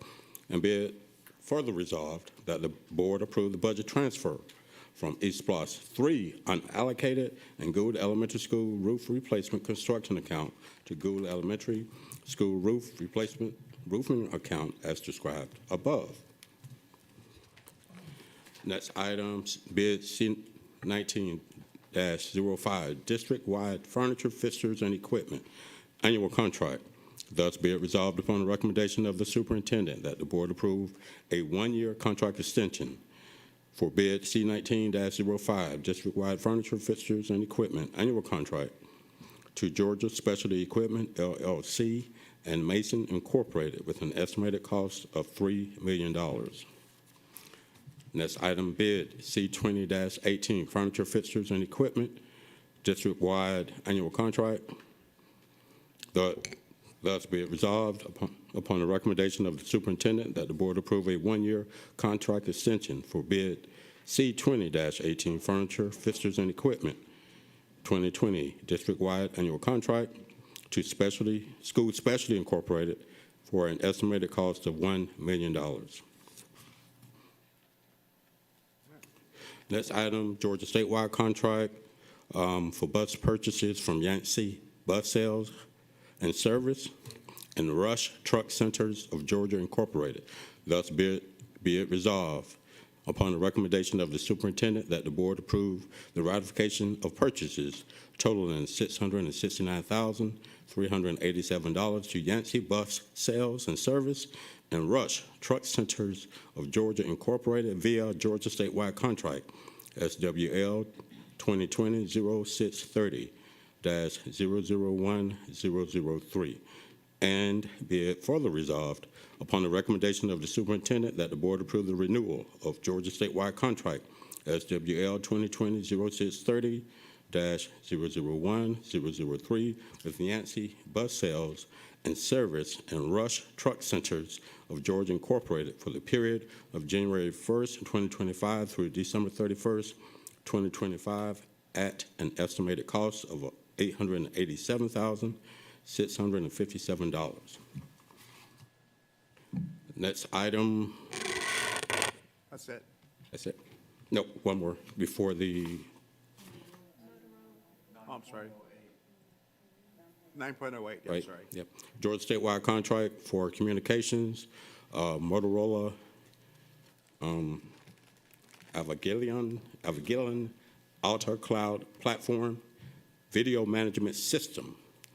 Thus be it resolved upon the recommendation of the superintendent that the board approve the use of Georgia statewide contract 99999-SPD000172 with A3 Communications to purchase Motorola Avigilon Alta Cloud Platform for video management systems at an estimated cost of $1,690,000 $2,000.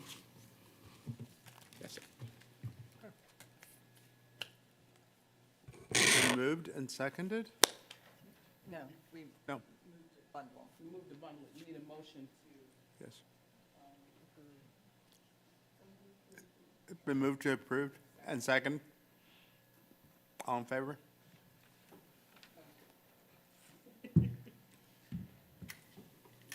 Thank you.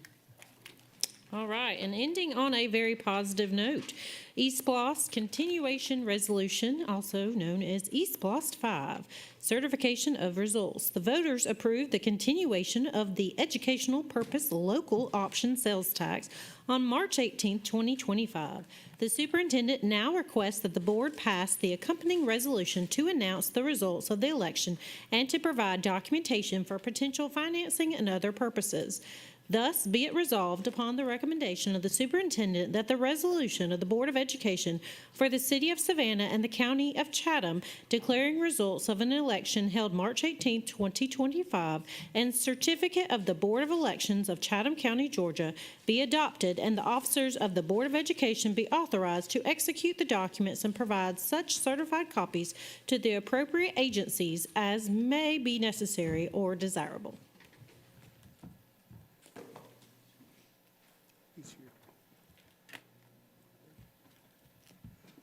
Sorry. I'll take a motion. Moved and seconded. Any discussion? Yes. Thank you. Thank you to the community. Exactly. Yeah, Right. There are things that will happen in our district that are a result of your voter support that would not happen otherwise. So we thank you sincerely for your confidence and for your endorsement of the decisions that we've made in the past, for forgiveness for the mistakes that we've made in the past. And we look forward to what we'll be able to do with your pennies. And our tourist pennies, please come to Savannah and spend money. Thank you. Yes. All right. No, there being no more discussion, all in favor? All right, thank you. All right, we have a few people that have signed up to speak today. A. Bryant.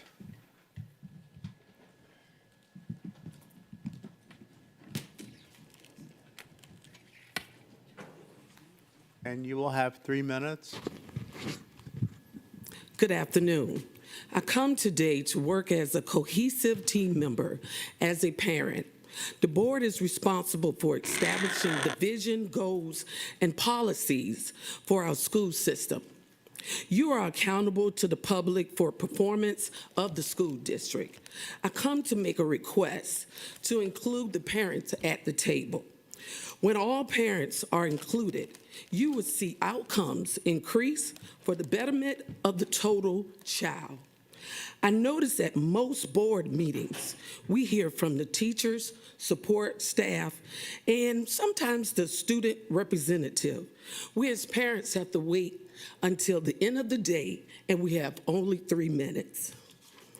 On April the 28th, 2022, Governor Brian Kemp signed the House Bill 1178, Parents' Bill of Rights. In his speech, Governor Kemp stated parents should have a seat at the table and their voices heard and respected in their children's education. On February the 19th, 2025, I made a request to know about parent committees and the advisory committee. Still, no response to meet or to contact me back per my emails. We, the parents, are equal partners in the growth of all 36,000 students in the system. I come knocking at the door for access for parents to be allowed full access and transparency. Governor Kemp is currently also making mental health a resource. Most importantly, Governor Kemp stated parents should be at the table fully. When the parents are at the table, I believe students will succeed, discipline data will decrease, the child will be balanced and ready for the future. Please open the door. Please start following up on parent communications and to allow parents a seat at this table. Thank you. Thank you very much. Robert Gephardt.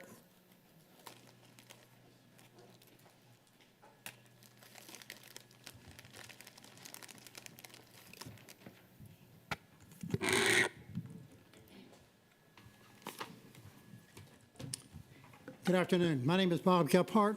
I'm a vice president of the Savannah Navy League, and I'm accompanied by Mary Ellen Sprague, who's a member of the Savannah Navy League.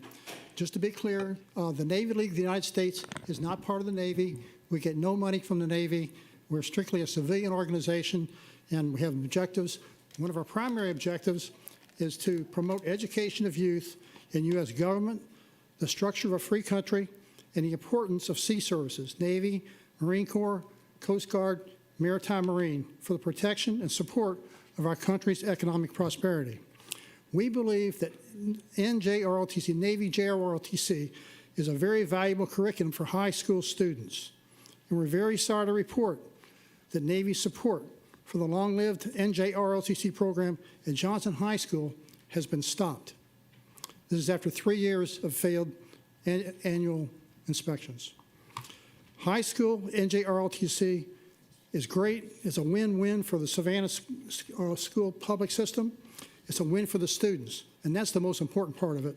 It's a bargain for the system. The win for the students is, number one, it educates students on U.S. government and civics, and it provides focused training in life skills. And this is really important for the life skills of the kids in our high school. These kids are growing up, and this provides teamwork, personal responsibility, leadership, respect for authority, personal self-respect, and timely action. That is how to get something done when you want it done. The win for the public school system is the Navy, when it's an approved system, approved program, the Navy pays 50% of the instructor's salary. That's stopped now at Johnson High School. Navy provides individual textbooks for each school year.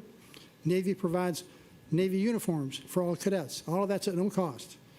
Naval science instructors report directly to the school principal, not the Navy League, not to the Navy. The principal is the boss. We have problems recruiting and retraining NJROTC instructors here in Savannah. That's a big problem for us right now at Johnson High School. Has been for some time. Not many Navy people retire here. They retire in Jacksonville, they retire in Charleston, but not very many come to Savannah. So relocation for a low-paying job is kind of a roadblock. The other second part of that is the pay rate here is very low. It's the minimum number accepted by the Navy. You have a lot of company in that boat. It'd be great if you could just step a little bit up. A couple of years ago, we had a great Navy retired chief at Jenkins, Chief Russell Burns. He resigned from Jenkins to move to the same level position at South Effingham High School. He was doing a great job at Jenkins, and Jenkins is still in great shape. Thank God for that. But when he just that little move, no promotion or nothing, he makes $14,000 a year more in in Effingham than he did at Jenkins High School. We got to get competitive with the rest of the world in terms of paying these guys, give them a little bit more money, and give them an opportunity to advance. Finally, Navy League would respectfully ask this Board of Education to recognize the significant positive impact JROTC can have on our high school students. And please take action to improve recruiting and retaining NJROT instructors at Jenkins and Johnson High School. We, Savannah Navy League, would be happy to discuss ideas that we believe would help in this situation. Please contact us. Thank you very much. Thank you very much. She has a question. Yeah, Ms. Hall. First of all, I want to say hi to Ms. Sprague. It's so nice to see you. I thought that was you out there. I want everyone to know that we at Johnson High School absolutely want this program to be resuscitated and expanded. We are in the recruitment phase, and as he was mentioning, it's very hard to find a suitable person here. We've been doing that for some time, if I'm correct, Dr. Watts, looking for that person. So we will have to have the discussion if a higher salary would indeed make that difference. But I want everyone to know that we fully endorse this program at that high school, and we hope to get this rectified as soon as possible. And Savannah Navy League is willing to help in any way we can. Yes, We've been that would be- focusing on going to Paris Island. They have a lot of recruit. In fact, the two at South Effingham and at Jenkins, those are both Marines running those programs, and they're doing a terrific job in both cases. We need to get one for you at Johnson, because those guys, they do a great job. They really love the kids. Yes, and the really work students hard to would help love those to kids have it. grow. Absolutely. It's So good. thank you very much. Thank you for your support. Thank you very much.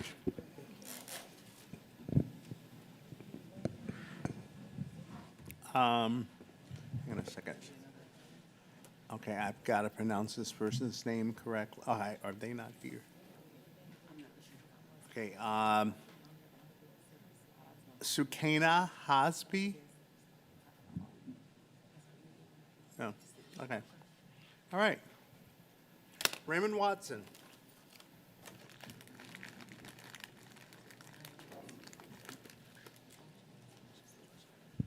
All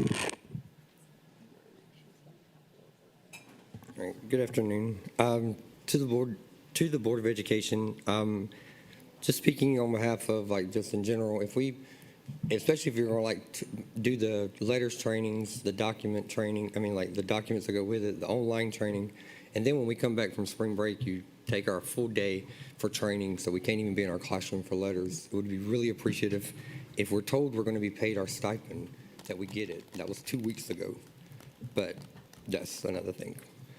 To the parents and the community members here in Savannah, I'm just going to talk to you guys. Last November, I came to this place and I expressed my frustration of how I was struggling and how I had a routine going that I felt was working, that I had data that showed that. However, I was told no, that could not go. At that time, I had 43% of my kids could not identify all the uppercase and lowercase letters. I had data to back that up. But I was told no by administration, that I could not do what was working for my students, following the letters training that we are supposed to be in. I had a decision to make, either let my students fail or just close the door, as many teachers do, and do what we do. I closed the door and did what I wanted to do, because that's what we do. And I'm speaking to my parents and community members. The success we have is because we close the door and do what we need to do. I went from 43% to 92% today know all their letters, uppercase and lowercase. That don't sound big, but it's amazing. My iReady data that we just finished concerning phonics, because that's what a big focus, went from 54% that were 2 or more grade levels behind to we are now at almost 60% on grade level, because I followed letters. Even when my boss is telling me no, I followed letters. I have the data. I can know where my kids needed. I have 2 kids that were had meetings last school year to possibly be put in special education. Both of them kids are either mid-3rd grade or at the end of 3rd grade. Why? Because I focused on their phonics. I focused on letters. I focused on what y'all were telling us to train in, and it worked. Let us do our job. We're doing it. We're not being heard, okay? Because to my parents and community members, who I'm just going to talk to, that November, and then March, I'm screaming, pulling the alarm. How many people in this room, to parents and my administrator, how many people in this room or my administration reached out to say, hey, can I help? 0. One board member in November said, do you have ESOL students outside? I said, yes, ma'am. That's tough. She got in the car. So, thank you. Thank you.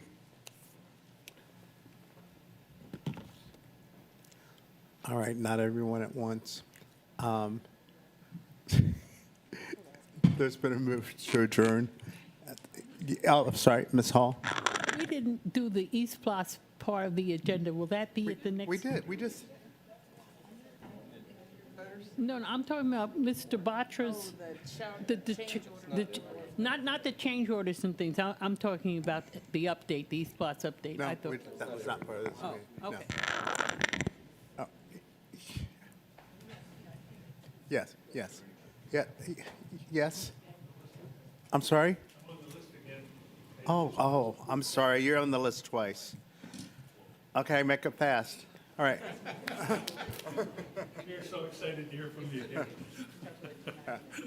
Okay, so I have a paper that I want to distribute to all of you. It's a research paper I did documenting the cost of failure. What happens when children can't read at grade level when they exit third grade?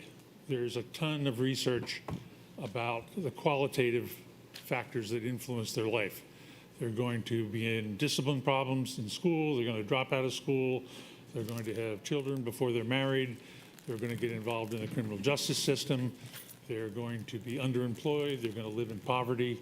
High percentage of these. It's very well documented, and I've got lots of references in here. The question I wanted to ask was, how much does that cost us? Because we as taxpayers pay for that, all those things. So here's the bottom line. On average, each of these children will cost the taxpayers of Chatham County $400,000 over their lifetime. It's a lot of money. This spring, roughly 1,100 children will exit our school system who didn't read at grade level when they left third grade. 1,100. That will cost taxpayers over their lifetime $450 million. Currently, in the school system, between grades 4 and 12, we have 10,000 kids who didn't read at grade level when they left third grade. Those 10,000 are going to move out into the community, and they are going to cost the taxpayers of Chatham County $4 billion. This is very, very expensive. So we have to change. We have to do more. We're not doing enough. I loved what Andrea was saying about the progress we're making, and that's great, but it's not enough. We have to change the culture in the system, or we're not going to get there. Thank you. That's it. Thank you, Mr. Oh, I would Rooney. like to pass these out.